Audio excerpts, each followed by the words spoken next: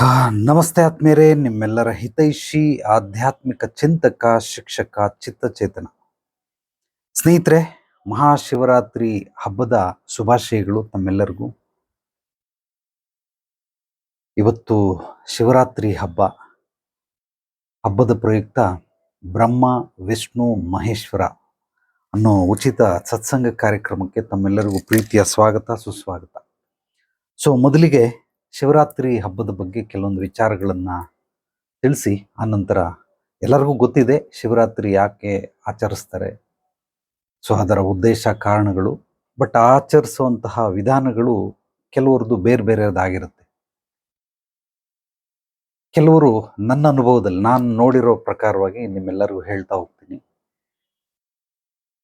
ಕೆಲವರು ಇಸ್ಪೀಟ್ ಆಡ್ತಾರೆ. ಶಿವರಾತ್ರಿ ಹಬ್ಬ ಜಾಗರಣೆ ಮಾಡೋದು ಇಸ್ಪೀಟ್ ಆಡೋದ್ರ ಮೂಲಕ ಜಾಗರಣೆ ಮಾಡ್ತಾರೆ.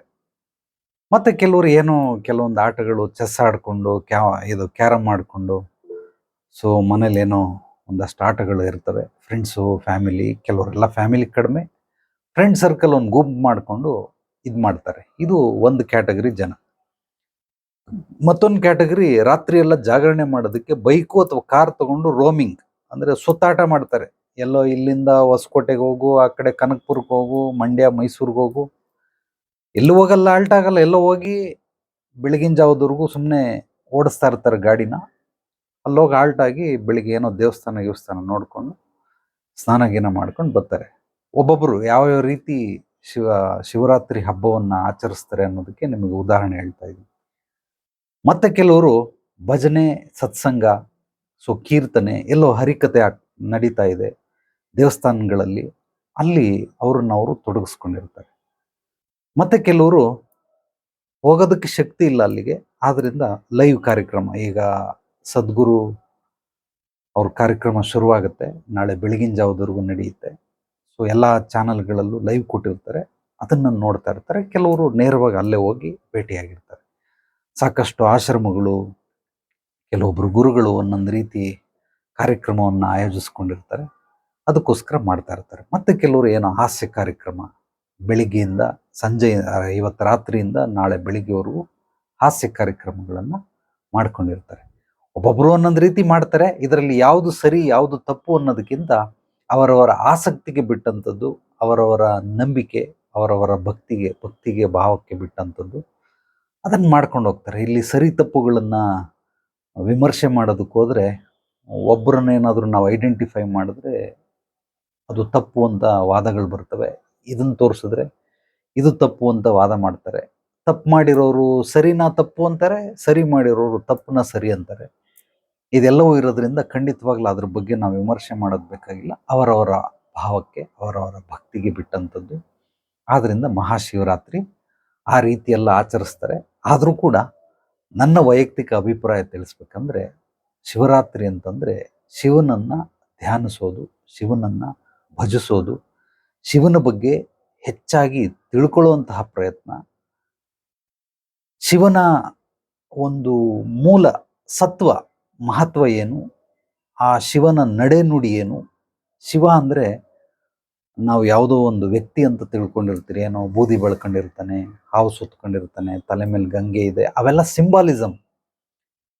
ನಾವು ಡ್ರೈವಿಂಗ್ ಕ್ಲಾಸ್ಗೆ ಹೋದ್ರೆ ಅಲ್ಲ ಒಂದಷ್ಟು ದೊಡ್ಡದು ಒಂದು ಗೋಡೆ ಪೂರ್ತಿ ಬೋರ್ಡ್ ಹಾಕ್ಬಿಟ್ಟಿರ್ತಾರೆ, ರೈಟು, ಲೆಫ್ಟು, ಯೂ ಟರ್ನು, ಇದೆಲ್ಲ ಏನಂದ್ರೆ ಸಿಂಬಲ್ಗಳು ಅಷ್ಟೇ. ಅವೆಲ್ಲ ಅದನ್ನ ಕಟ್ಕೊಂಡು ನಮಗೇನಾಗಬೇಕಾಗಿಲ್ಲ. ನಮಗೆ ಲೈಸೆನ್ಸ್ ಬೇಕು ಅಂದ್ರೆ ಅದನ್ನೆಲ್ಲ ಹೇಳಬೇಕು. ಹೇಳಿದ್ರೆ ನಮ್ಗೆ ಅದನ್ನ ಲೈಸೆನ್ಸ್ ಕೊಡ್ತಾರೆ, ಇಲ್ಲಾಂದ್ರೆ ಇಲ್ಲ. ಅದೇ ರೀತಿ ಶಿವ ಅಂದ್ರೆ ಅದೆಲ್ಲ ಸಿಂಬಲ್. ಬೂದಿ ಬೆಳ್ಕೊಂಡಿರ್ತಾನೆ, ಮೂರನೇ ಕಣ್ಣಿರ್ತದೆ, ವಿಭೂತಿ ಹಾಕೊಂಡಿರ್ತಾನೆ, ಇಲ್ಲಿ ರುದ್ರಾಕ್ಷಿ ಎಲ್ಲ ಇರುತ್ತೆ, ನಾಗರಾವ್ ಇರುತ್ತೆ ಕುತ್ತಿಗೆಯಲ್ಲಿ. ಇದೆಲ್ಲವೂ ಅದು ಮನುಷ್ಯನ ರೂಪದಲ್ಲಿ ರೂಪಿಸ್ಕೊಳ್ಳೋದಕ್ಕೆ ಸಾಧ್ಯವೇ ಇಲ್ಲ, ರೂಪಿಸ್ಕೊಳ್ಳಬಾರ್ದು.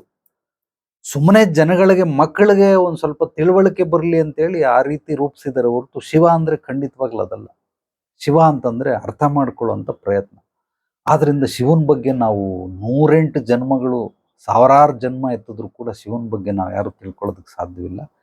ಎಷ್ಟು ಸಾಧ್ಯವಾಗುತ್ತೋ ಅಷ್ಟನ್ನ ಅರ್ಥ ಮಾಡ್ಕೊಳ್ಳೋದಕ್ಕೆ ಕಾಂಪ್ಲಿಕೇಟೆಡ್ ಆಗಬೇಡ, ಸ್ವಲ್ಪ ಸರಳವಾಗಿ, ಸುಲಭವಾಗಿ, ಅರ್ಥ ಆಗೋ ರೀತಿಲಿ, ನಮಗೆ ಅರ್ಥ ಆಗಿದ್ದನ್ನು ಉಪಯೋಗಿಸ್ಕೊಳ್ಳುವಂತಹ ರೀತಿಯಲ್ಲಿ ನಾವು ತಿಳ್ಕೊಂಡ್ರೆ ಸಾಕು. ಅದಕ್ಕಿಂತ ಹೆಚ್ಚಾಗಿ ನಮಗೆ ಅವಶ್ಯಕತೆ ಇಲ್ಲ. ಆದರೂ ಕೂಡ ಶಿವರಾತ್ರಿ ಹಬ್ಬದ ದಿವಸ ಶಿವನ ವಿಚಾರಗಳನ್ನು, ಶಿವನ ಸತ್ವಗಳನ್ನು, ಶಿವನ ಮಹತ್ವಗಳನ್ನು, ಶಿವನ ಜೀವನ ಚರಿತ್ರೆಯನ್ನು ನಾವು ತಿಳಿತಾ ಹೋದರೆ ಅತ್ಯದ್ಭುತವಾದಂತಹ ಹಬ್ಬ ಆಚರಣೆ ಮಾಡಿದ್ವಿ ಅನ್ನೋದು ನಮಗೂ ಒಂದು ತೃಪ್ತಿ ಇರುತ್ತೆ. ನಾವು ಸಾಮಾನ್ಯವಾಗಿ ಆಹಾರ ಸೇವನೆ ಮಾಡ್ತೀರಿ. ಬದುಕಬೇಕು ಅಂದರೆ ಮನುಷ್ಯ ಊಟ ಮಾಡಲೇಬೇಕು. ಆದ್ದರಿಂದ ಅದು ದೈಹಿಕ ತೃಪ್ತಿ. ನಿದ್ದೆ ಮಾಡ್ತೀರಿ, ನಂಬರ್ 1, ನಂಬರ್ 2 ಎಲ್ಲ ಮಾಡ್ತೀರಿ. ಸೊ ಇದೆಲ್ಲ ದೈಹಿಕ ತೃಪ್ತಿ. ಮಾನಸಿಕ ತೃಪ್ತಿ ಅಂತ ಇದೆ. ಅಂದರೆ ನಾನು ಬೆಡ್ ಮೇಲೆ ಮಲ್ಕೊಳ್ಬೇಕು, ಸೊ ನಾನು ಸೋಫಾ ಮೇಲೆ ಮಲಗಬೇಕು, ನಾನು ಇಂಥದ್ದನ್ನೇ ತಿನ್ನಬೇಕು, ಸೊ ನಾನು ಹೀಗೆ ಮಾಡಬೇಕು, ನಾನು ಇಂಥ ಬಟ್ಟೆನೇ ಹಾಕ್ಕೊಳ್ಬೇಕು, ಇದೆಲ್ಲ ಮಾನಸಿಕ ತೃಪ್ತಿ. ಮನ ಮುಚ್ಚಕ್ಕೆ ಬಟ್ಟೆ, ಯಾವುದೋ ಒಂದು ಬಟ್ಟೆ, ಅದು ಎಲೆ ಆದ್ರೇನು, ಅದು ಚರ್ಮ ಆದ್ರೇನು, ಯಾವುದೋ ಬಟ್ಟೆ ಆದ್ರೇನು ಅದು ಗೊತ್ತಿಲ್ಲ. ಮಾನಸಿಕ ತೃಪ್ತಿ, ನಾನು ರೇಷ್ಮೆ ಬಟ್ಟೆನೇ ಹಾಕ್ಬೇಕು. ಕೆಲವೊಂದು ಹೆಣ್ಮಕ್ಳು ಡಿಮ್ಯಾಂಡ್ ಮಾಡ್ತಾರೆ, ಹಬ್ಬದ ದಿವಸ ನನಗೆ ರೇಷ್ಮೆ ಸೀರೆಗಳು ಬೇಕು, ನನಗಿಂಥದ್ದೇ ಬೇಕು, ಒಡವೆನೇ ಬೇಕು. ಇದೆಲ್ಲ ಏನು ಮಾನಸಿಕ ತೃಪ್ತಿ. ಇನ್ನೊಂದು ಆತ್ಮಿಕ ತೃಪ್ತಿ ಅಂತ ಇದೆ. ಇದು 3ನೇ ತೃಪ್ತಿ. ಇದು ದೈಹಿಕಕ್ಕೂ ಸಂಬಂಧಪಟ್ಟಿಲ್ಲ, ಮಾನಸಿಕಕ್ಕೂ ಸಂಬಂಧಪಟ್ಟಿಲ್ಲ, ಸಂಪೂರ್ಣವಾಗಿ ನಿಸರ್ಗಕ್ಕೆ ಸಂಬಂಧಪಟ್ಟಿದ್ದು. ಸಂಪೂರ್ಣವಾಗಿ ನಿಸರ್ಗಕ್ಕೆ ಸಂಬಂಧಪಟ್ಟಿದ್ದು. ನಿಸರ್ಗದಲ್ಲಿ, ನಿಸರ್ಗ ಅಂದರೆ ಪ್ರಕೃತಿ, ಸೃಷ್ಟಿ, ಬ್ರಹ್ಮಾಂಡ, ಭಗವಂತನಿಗೆ ಸಂಬಂಧಪಟ್ಟಿದ್ದು. ಇದನ್ನ ನಾವು ಅರ್ಪಣೆ ಅಂತ ಕರಿತೀರಿ, ಅಥವಾ ಸಮರ್ಪಣೆ ಅಂತ ಕರಿತೀರಿ. ಹಬ್ಬಗಳು ಮಾಡುವಂತಹ ವಿಶೇಷವಾದಂತಹ ಸತ್ವ ಮಹತ್ವ ಏನು ಅಂತಂದರೆ, ಆತ್ಮಕ್ಕೆ ತೃಪ್ತಿ ನೀಡಬೇಕು.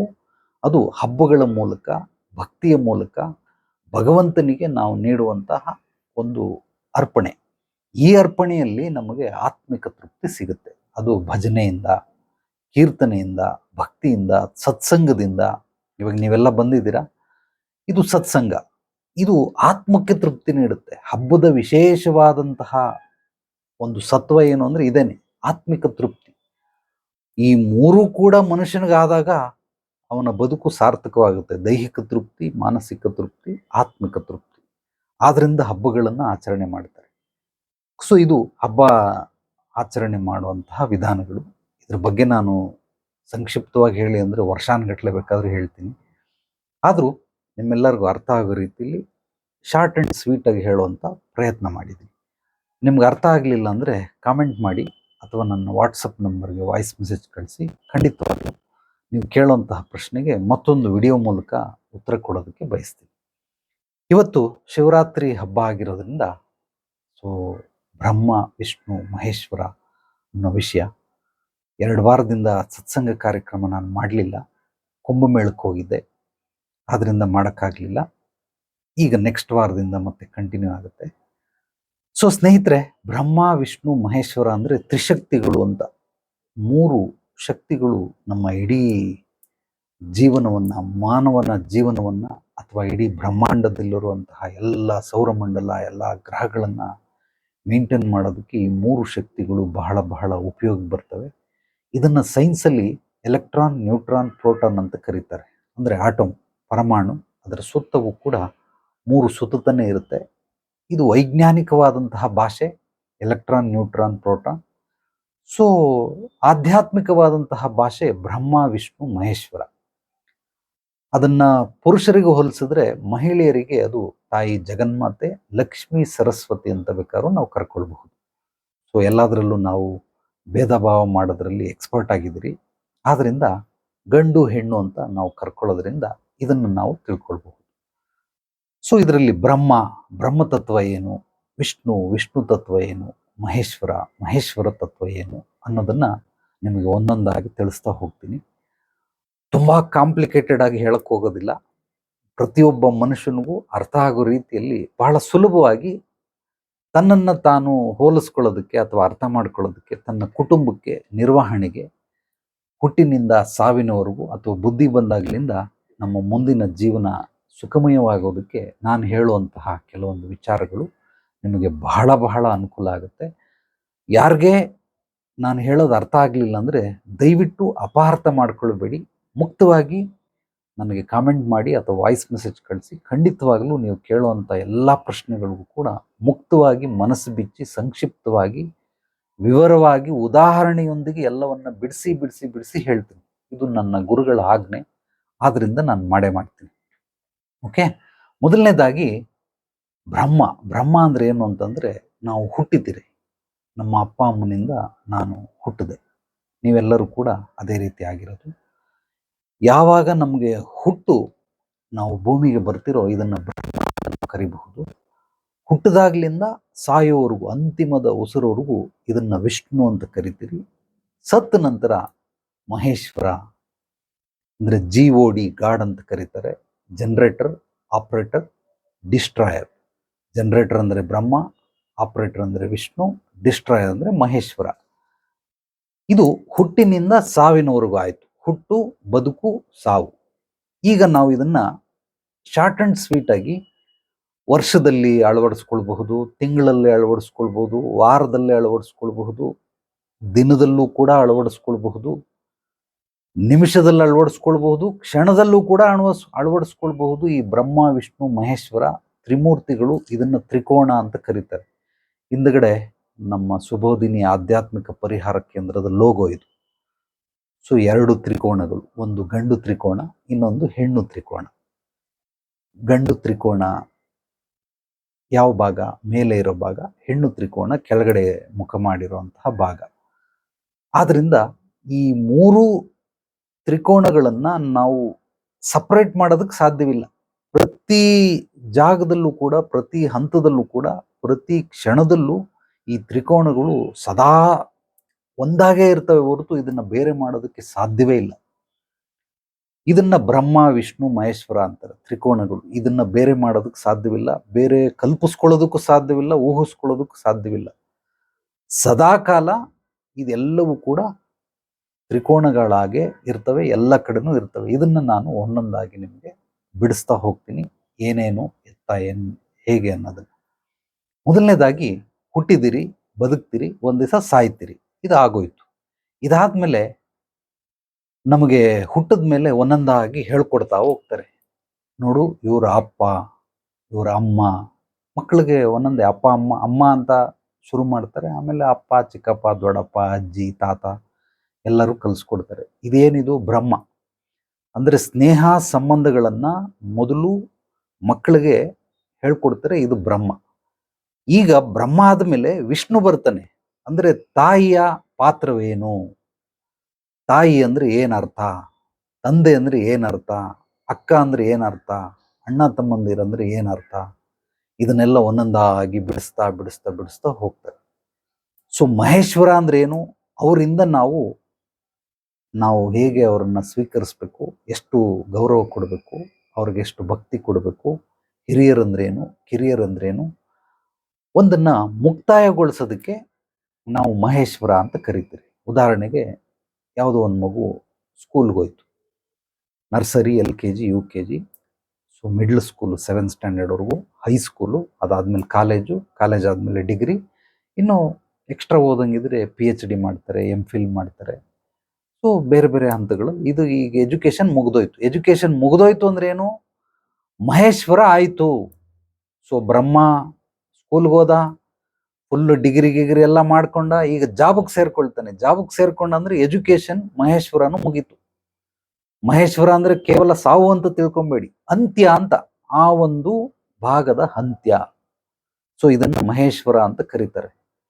ಈಗ ಕೆಲಸ ಮಾಡ್ತಾವನೆ, ಇದು ಬ್ರಹ್ಮ. ಕೆಲಸ ಮಾಡ್ತಾ ಮಾಡ್ತಾ ಅವನಿಗೇನೋ ಬಿಸ್ನೆಸ್ ಮಾಡಬೇಕು ಅನ್ಸುತ್ತೆ, ಅದು ಬಿಸ್ನೆಸ್ ಮಾಡ್ದ, ಇದು ವಿಷ್ಣು. ಆ ಬಿಸ್ನೆಸ್ ಮಾಡ್ತಾ ಮಾಡ್ತಾ ಮಾಡ್ತಾ ಅತ್ಯದ್ಭುತ ಕೋಟ್ಯಾಂತರ ರೂಪಾಯಿ ದುಡ್ಡು ಮಾಡ್ದ, ಹಣವಂತನಾದ, ಶ್ರೀಮಂತನಾದ, ಇದು ಮಹೇಶ್ವರ. ಅದಾದ್ಮೇಲೆ ರಿಟೈರ್ಡ್ ತಗೊಂಡ್ಬಿಟ್ಟ. ರಿಟೈರ್ಡ್ ತಗೊಳ್ಳೋವರೆಗೂ ಅವನು ವಿಷ್ಣು. ರಿಟೈರ್ಡ್ ತಗೊಂಡಿದ ತಕ್ಷಣನೇ ಮಹೇಶ್ವರ. ಸೊ ಮಹೇಶ್ವರ ಅಂದ್ರೆ ಏನು, ಅಂತ್ಯಗೊಳಿಸೋದು, ಎಲ್ಲವನ್ನ ಅಂತ್ಯಗೊಳಿಸೋದು. ಅದನ್ನ ಮುಕ್ತಿ ಮೋಕ್ಷ ಅಂತ ಬೇಕಾದ್ರೂ ತಿಳ್ಕೊಳ್ಳಿ. ನೀವಿರೋ ಅಂತ ಪ್ರತಿ ಒಂದು ಹಂತದಲ್ಲೂ ಕೂಡ ಈ ಬ್ರಹ್ಮ, ವಿಷ್ಣು, ಮಹೇಶ್ವರಗಳು ಇದ್ದೇ ಇರ್ತವೆ. ಯಾವಾಗ ನೀವು ಯೌವನಕ್ಕೆ ಬರ್ತೀರಾ, ಯೌವನದಲ್ಲಿ ಒಂದಷ್ಟು ಭಾವನೆಗಳು ವ್ಯಕ್ತವಾಗ್ತವೆ, ಪ್ರೀತಿ, ಕಾಮ, ಈ ರೀತಿ ಭಾವನೆಗಳು ವ್ಯಕ್ತವಾಗ್ತವೆ. ಇದು ಬ್ರಹ್ಮ.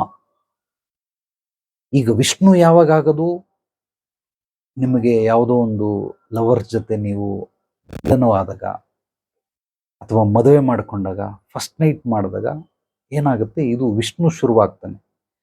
ಎಲ್ಲಿವರೆಗೂ ನೀವು ಲೈಂಗಿಕ ತೃಪ್ತಿಯನ್ನು ತೃಪ್ತಿಪಡಿಸ್ಕೊಳ್ತೀರಾ, ವಯಸ್ಸಾಗೋವರೆಗೂ ಅಥವಾ ನಿಮ್ಮಲ್ಲಿ ವೀರ್ಯ ಉತ್ಪತ್ತಿ ಆಗ್ತಿರೋವರೆಗೂ, ಅಥವಾ ನಿಮಗೆ ಕೆಲವರು ಸ್ಟಾಪ್ ಮಾಡ್ಕೊಂಡ್ಬಿಡ್ತಾರೆ.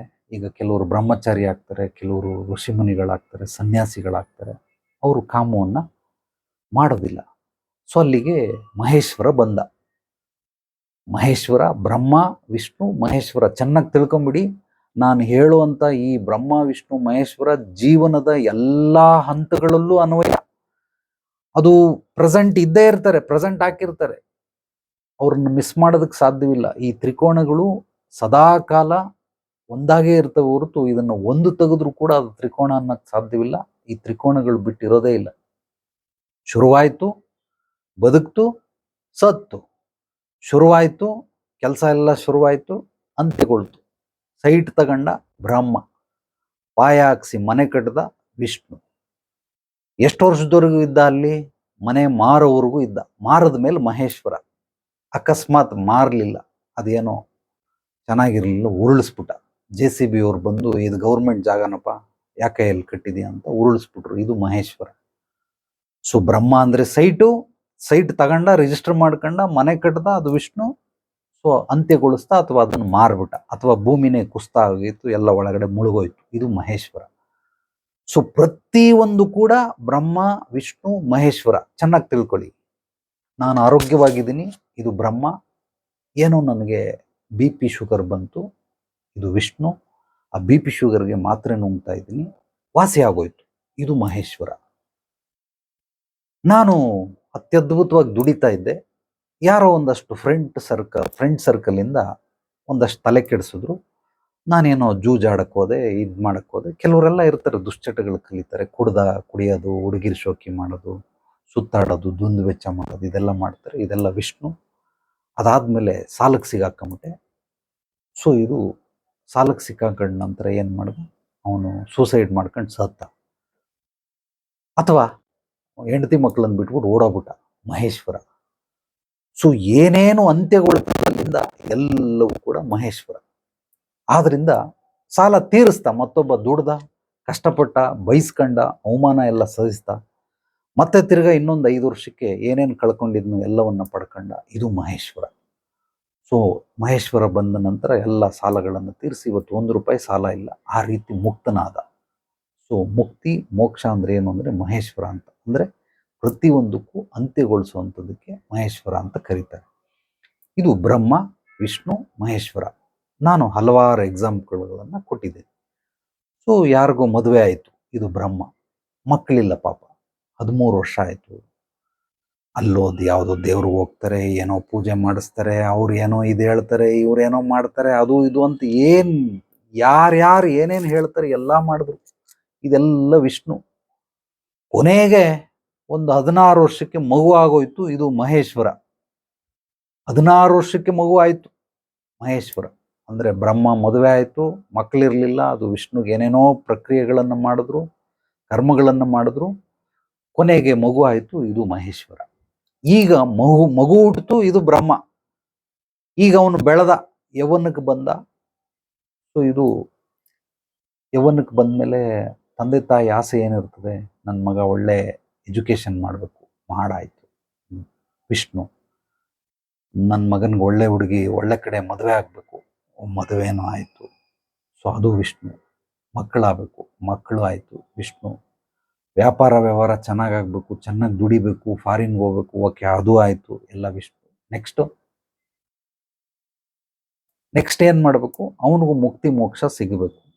ಹೆಂಗೆ ಸಿಗ್ತದೆ ಮುಕ್ತಿ ಮೋಕ್ಷ? ಸೊ ಅದು ಮಹೇಶ್ವರ. ಅಂದರೆ ಎಲ್ಲವನ್ನ ಅಂತ್ಯಗೊಳಿಸೋದು ಮಹೇಶ್ವರ. ಇದೇ ರೀತಿ ಪ್ರತಿಯೊಂದು ಜೀವನದ ಹಂತದಲ್ಲಿ ಕೂಡ ಈ ಬ್ರಹ್ಮ, ವಿಷ್ಣು, ಮಹೇಶ್ವರ ಚೆನ್ನಾಗಿ ತಿಳ್ಕೊಂಬಿಡಿ. ಇದು 3 ಸದಾ ಜೊತೆಲೇ ಇರುತ್ತೆ ಹೊರತು, ಇದರ ಜೊತೆಲೇ ನಮ್ಮ ಜೀವನ ಸಾಕ್ತಾ ಇರುತ್ತೆ ಹೊರತು ಬೇರೆ ಬರೋದಿಲ್ಲ. ಈಗ ಮೂಲವಾದ ವಿಚಾರಕ್ಕೆ ಬರೋಣ. ಈ ಬ್ರಹ್ಮ, ವಿಷ್ಣು, ಮಹೇಶ್ವರ ಅಂದರೆ ಏನು ಅನ್ನೋದನ್ನು ನೀವು ತಿಳ್ಕೊಂಡ್ರಿ.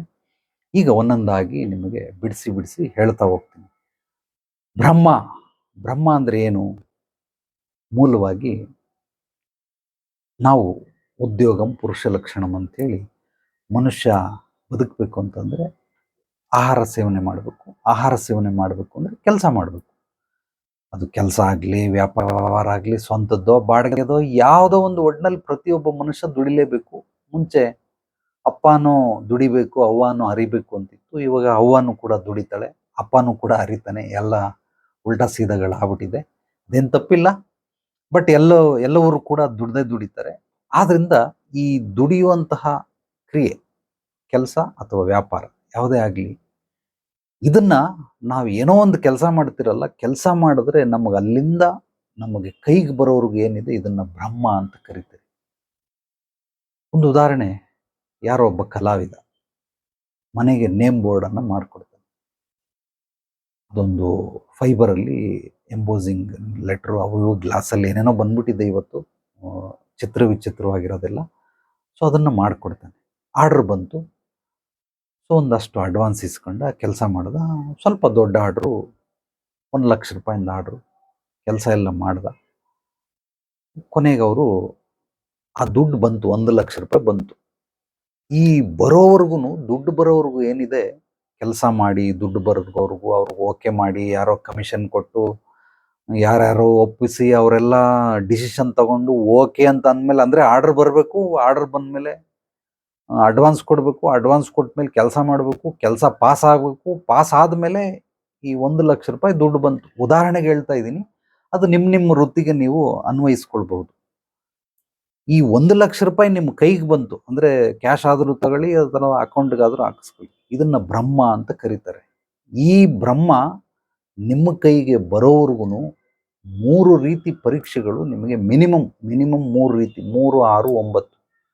ಇದು ಯೂನಿವರ್ಸಲ್ ಸೀಕ್ರೆಟ್ ನಂಬರ್ ಅಂತ ಕರೀತಾರೆ. ಆದ್ದರಿಂದ ನಿಮಗೆ ಅರ್ಥ ಆಗಲಿ ಅನ್ನೋದಕ್ಕೋಸ್ಕರ 3 ಪರೀಕ್ಷೆಗಳನ್ನು ನೀವು ಪಾಸ್ ಮಾಡಲೇಬೇಕಾಗ್ತದೆ. ಹೀಗೆ ನಾವು LKG, UKG, ನರ್ಸರಿ ಒಂದು ಭಾಗ, ಮಿಡ್ಲ್ ಕ್ಲಾಸ್ವರೆಗೂ ಇನ್ನೊಂದು ಭಾಗ, ಹೈಸ್ಕೂಲ್ ಒಂದು ಭಾಗ ಮಾಡ್ತೀರಿ, ಅಥವಾ ಮಿಡ್ಲ್ ಕ್ಲಾಸು, ಹೈಸ್ಕೂಲು, ಕಾಲೇಜ್ ಒಂದು ಭಾಗ ಮಾಡ್ತೀರಿ. ಆ ರೀತಿ 3 ಪರೀಕ್ಷೆಗಳನ್ನು ಬರೆದ್ರೆ ಮಾತ್ರ ಈ ಬ್ರಹ್ಮ ನಮ್ಮ ಕೈಗೆ ಬರೋದಕ್ಕೆ ಸಾಧ್ಯ. ಇಲ್ಲ ಅಂದರೆ ಖಂಡಿತವಾಗ್ಲೂ ಬರೋದಿಲ್ಲ. ಯಾಕೆ ಬರೋದಿಲ್ಲ ಅಂತ ಹೇಳ್ತಾ ಇದ್ದೀನಿ ಅಂದರೆ, ಸಾಕಷ್ಟು ಜನ ಕೆಲಸ ಮಾಡ್ತಾರೆ, ಬಟ್ ಕೈಗೆ ಸಿಗೋದಿಲ್ಲ. ಸುಮಾರು ಜನ ಏನೇನೋ ಕಷ್ಟಪಟ್ಟುಬಿಟ್ಟು ಅಲ್ಲಿ ಇಲ್ಲಿ ಏನೇನೋ ಮಾಡ್ತಾರೆ. ಇಲ್ಲಿ ಬರ್ತಾರಲ್ಲ, ನನ್ನ ಅನುಭವದಿಂದ ಹೇಳ್ತಾ, 21 ವರ್ಷದ ಅನುಭವ, ಇಲ್ಲೆಲ್ಲ ಬರ್ತಾರೆ. ಗುರುಜಿ, ನಾನು ತುಂಬ ಕಷ್ಟಪಟ್ಟೆ, 3 ತಿಂಗಳು ಕಷ್ಟಪಟ್ಟೆ, ಏನೋ ಒಂದು 2-3 ಲಕ್ಷ ರೂಪಾಯಿಂದ ಆರ್ಡ್ರು, 1 ಲಕ್ಷ ಅಡ್ವಾನ್ಸ್ ಕೊಟ್ಟರು, ಮಾಡಿದ್ಮೇಲೆ ಕೆಲಸ ರಿಜೆಕ್ಟ್ ಮಾಡಿಬಿಟ್ರು, ಕೊಟ್ಟಿರೋ ದುಡ್ಡು ವಾಪಸ್ ಕೊಡಿ ಅಂತವ್ರೆ. 3 ತಿಂಗಳು ನಾನು ಕಷ್ಟಪಟ್ಟಿದ್ದೀನಿ, ಹುಡುಗರಿಗೆಲ್ಲ 1.5 ಲಕ್ಷ ಪೇಮೆಂಟ್ ಕೊಟ್ಟಿದ್ದೀನಿ, ನನ್ನ ಕೈಯಲ್ಲಿ ಆಗ್ತಾ ಇಲ್ಲ, ಲಾಸ್ ಆಗ್ಬಿಟ್ಟೈತೆ. ಅಂದರೆ ಬ್ರಹ್ಮನೇ ಅವನಿಗೆ ಪ್ರಾಪ್ತಿಯಾಗಿಲ್ಲ. ಯಾಕೆ ಪ್ರಾಪ್ತಿಯಾಗಿಲ್ಲ ಅಂದರೆ, 3 ಪರೀಕ್ಷೆಯಲ್ಲಿ ಅವನು ಫೇಲ್ ಆಗ್ಬಿಟ್ಟವನೇ. 1 ಪರೀಕ್ಷೆ ಪಾಸ್ ಆಯಿತು, ಇನ್ನು 2 ಪರೀಕ್ಷೆ ಪಾಸ್ ಆಗಲಿಲ್ಲ. ಅದಕ್ಕೋಸ್ಕರ ಇವನಿಗೆ ದುಡ್ಡು ಬರಲಿಲ್ಲ.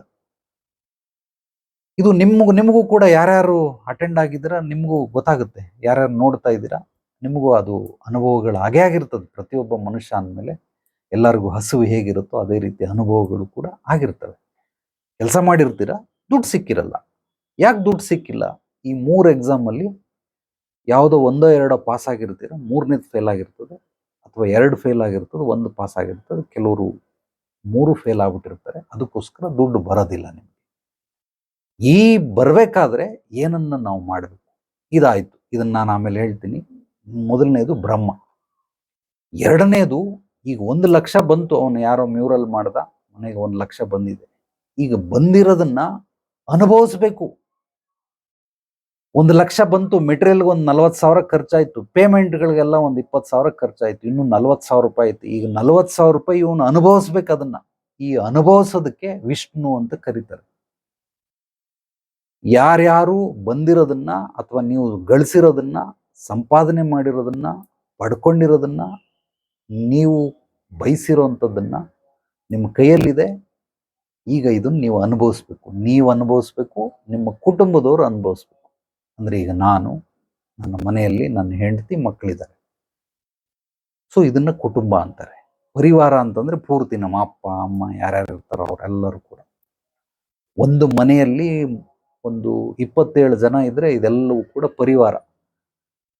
ನೀವು ಅಪ್ಪ ಅಮ್ಮನ ಜೊತೆಲಿ ಎಲ್ಲ ಊರಲ್ಲಿದ್ದಾರೆ ಅಪ್ಪ ಅಮ್ಮ, ನಾವು ಸಪ್ರೇಟ್ ಬೆಂಗಳೂರಲ್ಲಿ ಇದ್ದೀರಿ ಅಂತಂದ್ರೆ ನೀವು ಅದನ್ನೆಲ್ಲ ಲೆಕ್ಕ ಹಾಕೊಳ್ಳಂಗಿಲ್ಲ. ಗಂಡ ಹೆಂಡತಿ ಮಕ್ಕಳು ಮನೇಲಿ ಎಷ್ಟು ಜನ ಇದ್ದೀರಾ ಇಷ್ಟೇ. ಒಂದು ಆ ದುಡ್ದಿರೋದನ್ನ ಗಳಿಸಿರೋದನ್ನ ನಾನು ಅನುಭವಿಸ್ಬೇಕು, ನನ್ನ ಹೆಂಡತಿ ಮಕ್ಕಳು ಅನುಭವಿಸ್ಬೇಕು, ಹೆಚ್ಚಂದ್ರೆ ನನ್ನ ಪರಿವಾರ ಕುಟುಂಬದವ್ರು ಅನುಭವಿಸ್ಬೇಕು. ಇದು ವಿಷ್ಣು. ಈ ವಿಷ್ಣುನ ಅನುಭವಿಸೋದಕ್ಕೆ ಮತ್ತೆ 6 ಪರೀಕ್ಷೆಗಳನ್ನು ಬರಿಬೇಕು. ನಾವು 6 ಪರೀಕ್ಷೆಯನ್ನ ಪಾಸ್ ಮಾಡಬೇಕು. ಪಾಸ್ ಮಾಡಲಿಲ್ಲ ಖಂಡಿತವಾಗ್ಲೂ ನಾನು ಅನುಭವಿಸಲ್ಲ, ನನ್ನ ಹೆಂಡತಿ ಮಕ್ಕಳು ಅನುಭವಿಸೋದಿಲ್ಲ, ನನ್ನ ಪರಿವಾರ ಕೂಡ ಅನುಭವಿಸೋದಿಲ್ಲ.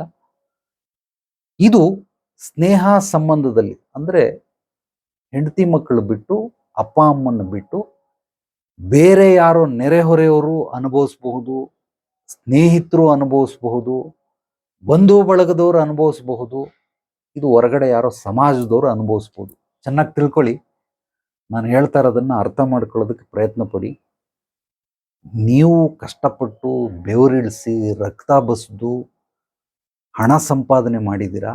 ಆ ಹಣ ಸಂಪಾದನೆ ಮಾಡೋವರೆಗೂ ಬ್ರಹ್ಮ ಅನ್ನೋ 3 ಪರೀಕ್ಷೆಗಳನ್ನು ಬರೆದು ನೀವು ಬ್ರಹ್ಮನ ಸಂಪಾದನೆ ಮಾಡಿದ್ರೆ, ಈ ಸಂಪಾದನೆ ಮಾಡಿರೋದನ್ನ ಅನುಭವಿಸೋದಕ್ಕೆ ನಾನು, ನನ್ನ ಹೆಂಡತಿ ಮಕ್ಕಳು ಅಥವಾ ನಮ್ಮ ಅಪ್ಪ ಅಮ್ಮ, ನಮ್ಮ ಕುಟುಂಬದವರು ಪರಿವಾರದವರು ಅನುಭವಿಸೋದಕ್ಕೆ ವಿಷ್ಣು ಬಹಳ ಬಹಳ ಮುಖ್ಯ. ಇದರಲ್ಲಿ 6 ಪರೀಕ್ಷೆಗಳು ಬರ್ತವೆ. ಏನೋ ನಾನು ನನ್ನ ಹೆಂಡತಿ ಮಕ್ಕಳು ಅನುಭವಿಸಿದ್ರಿ, ಹೋಗ್ಲಿ ಬಿಡಪ್ಪ ಅಂತ ಅನ್ಬೋದು.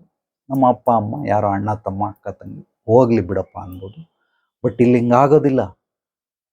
ನೆರೆಹೊರೆಯವರು ಅನುಭವಿಸ್ತಾರದನ್ನ, ಬಂಧು ಬಳಗದವ್ರು ಅನುಭವಿಸ್ತಾರದನ್ನ, ಸ್ನೇಹಿತರು ಅನುಭವಿಸ್ತಾರದನ್ನ, ಸಮಾಜದವ್ರು ಅನುಭವಿಸ್ತಾರೆ. ಬಟ್ ನಿಮಗೂ ಉಪಯೋಗಕ್ಕೆ ಬರಲ್ಲ. ಯಾಕೆ ಹೀಗೆ? ಇದೆಲ್ಲ ನಿಮಗೆ ನಾನು ಏನೇನು ಹೇಳ್ತಾ ಇದ್ದೀನಿ ಇದೆಲ್ಲವೂ ಕೂಡ ನಿಮಗೆ ಅನುಭವಕ್ಕೆ ಬಂದೇ ಬರ್ತದೆ, ಬಂದಿದೆ, ಆಲ್ರೆಡಿ ನಿಮಗೆ ಅನುಭವ ಆಗಿದೆ. ಅದನ್ನ ಚೆನ್ನಾಗಿ ಅಭ್ಯಾಸ ಮಾಡ್ಕೊಳ್ಳಿ. ಅಂದ್ರೆ ನಾನು ಹೇಳೋದನ್ನ ಅರ್ಥ ಮಾಡ್ಕೊಳ್ತಾ ಹೋಗಿ, ಏನಕ್ಕೆ ಹಿಂಗಾಗುತ್ತೆ, ಇದರಿಂದ ತಪ್ಪಿಸ್ಕೊಳ್ಳುವಂತಹ ದಾರಿ ಏನು, ಈ ಪರೀಕ್ಷೆಯನ್ನ ನಾವು ಪಾಸ್ ಮಾಡೋದು ಹೇಗೆ, ಇದು ಬಹಳ ಬಹಳ ಮುಖ್ಯವಾದ ವಿಚಾರ. ಇದಾದ ನಂತರ ಮತ್ತೆ ಕೆಲವ್ರದ್ದು ಒಂದು ರೀತಿ ನಮ್ಮ ಕುಟುಂಬ ಪರಿವಾರದವರು ಅನುಭವಿಸಿದ್ರು, ಓಕೆ. ಅವರು ಅನುಭವಿಸ್ಲಿಲ್ಲ, ಯಾರೋ ಸ್ನೇಹಿತರು ನೆರೆಹೊರೆಯವರು ಬಂಧು ಬಳಗದವರು ಸಮಾಜದವರು ಅನುಭವಿಸಿದ್ರು, ಅದೂ ಓಕೆ. ಇನ್ನು 3ನೇ ರೀತಿಯಲ್ಲಿ ಕಳ್ಳತನ ಆಗುತ್ತೆ, ಮೋಸವಾಗುತ್ತೆ. ಸೊ ಸುಳ್ಳು ಹೇಳಿ ನಿಮಗೇನೋ ದೋಚ್ಕೊಂಡು ಹೋಗ್ಬಿಟ್ಟಿರ್ತಾರೆ. ಇದು 3ನೇ ರೀತಿ.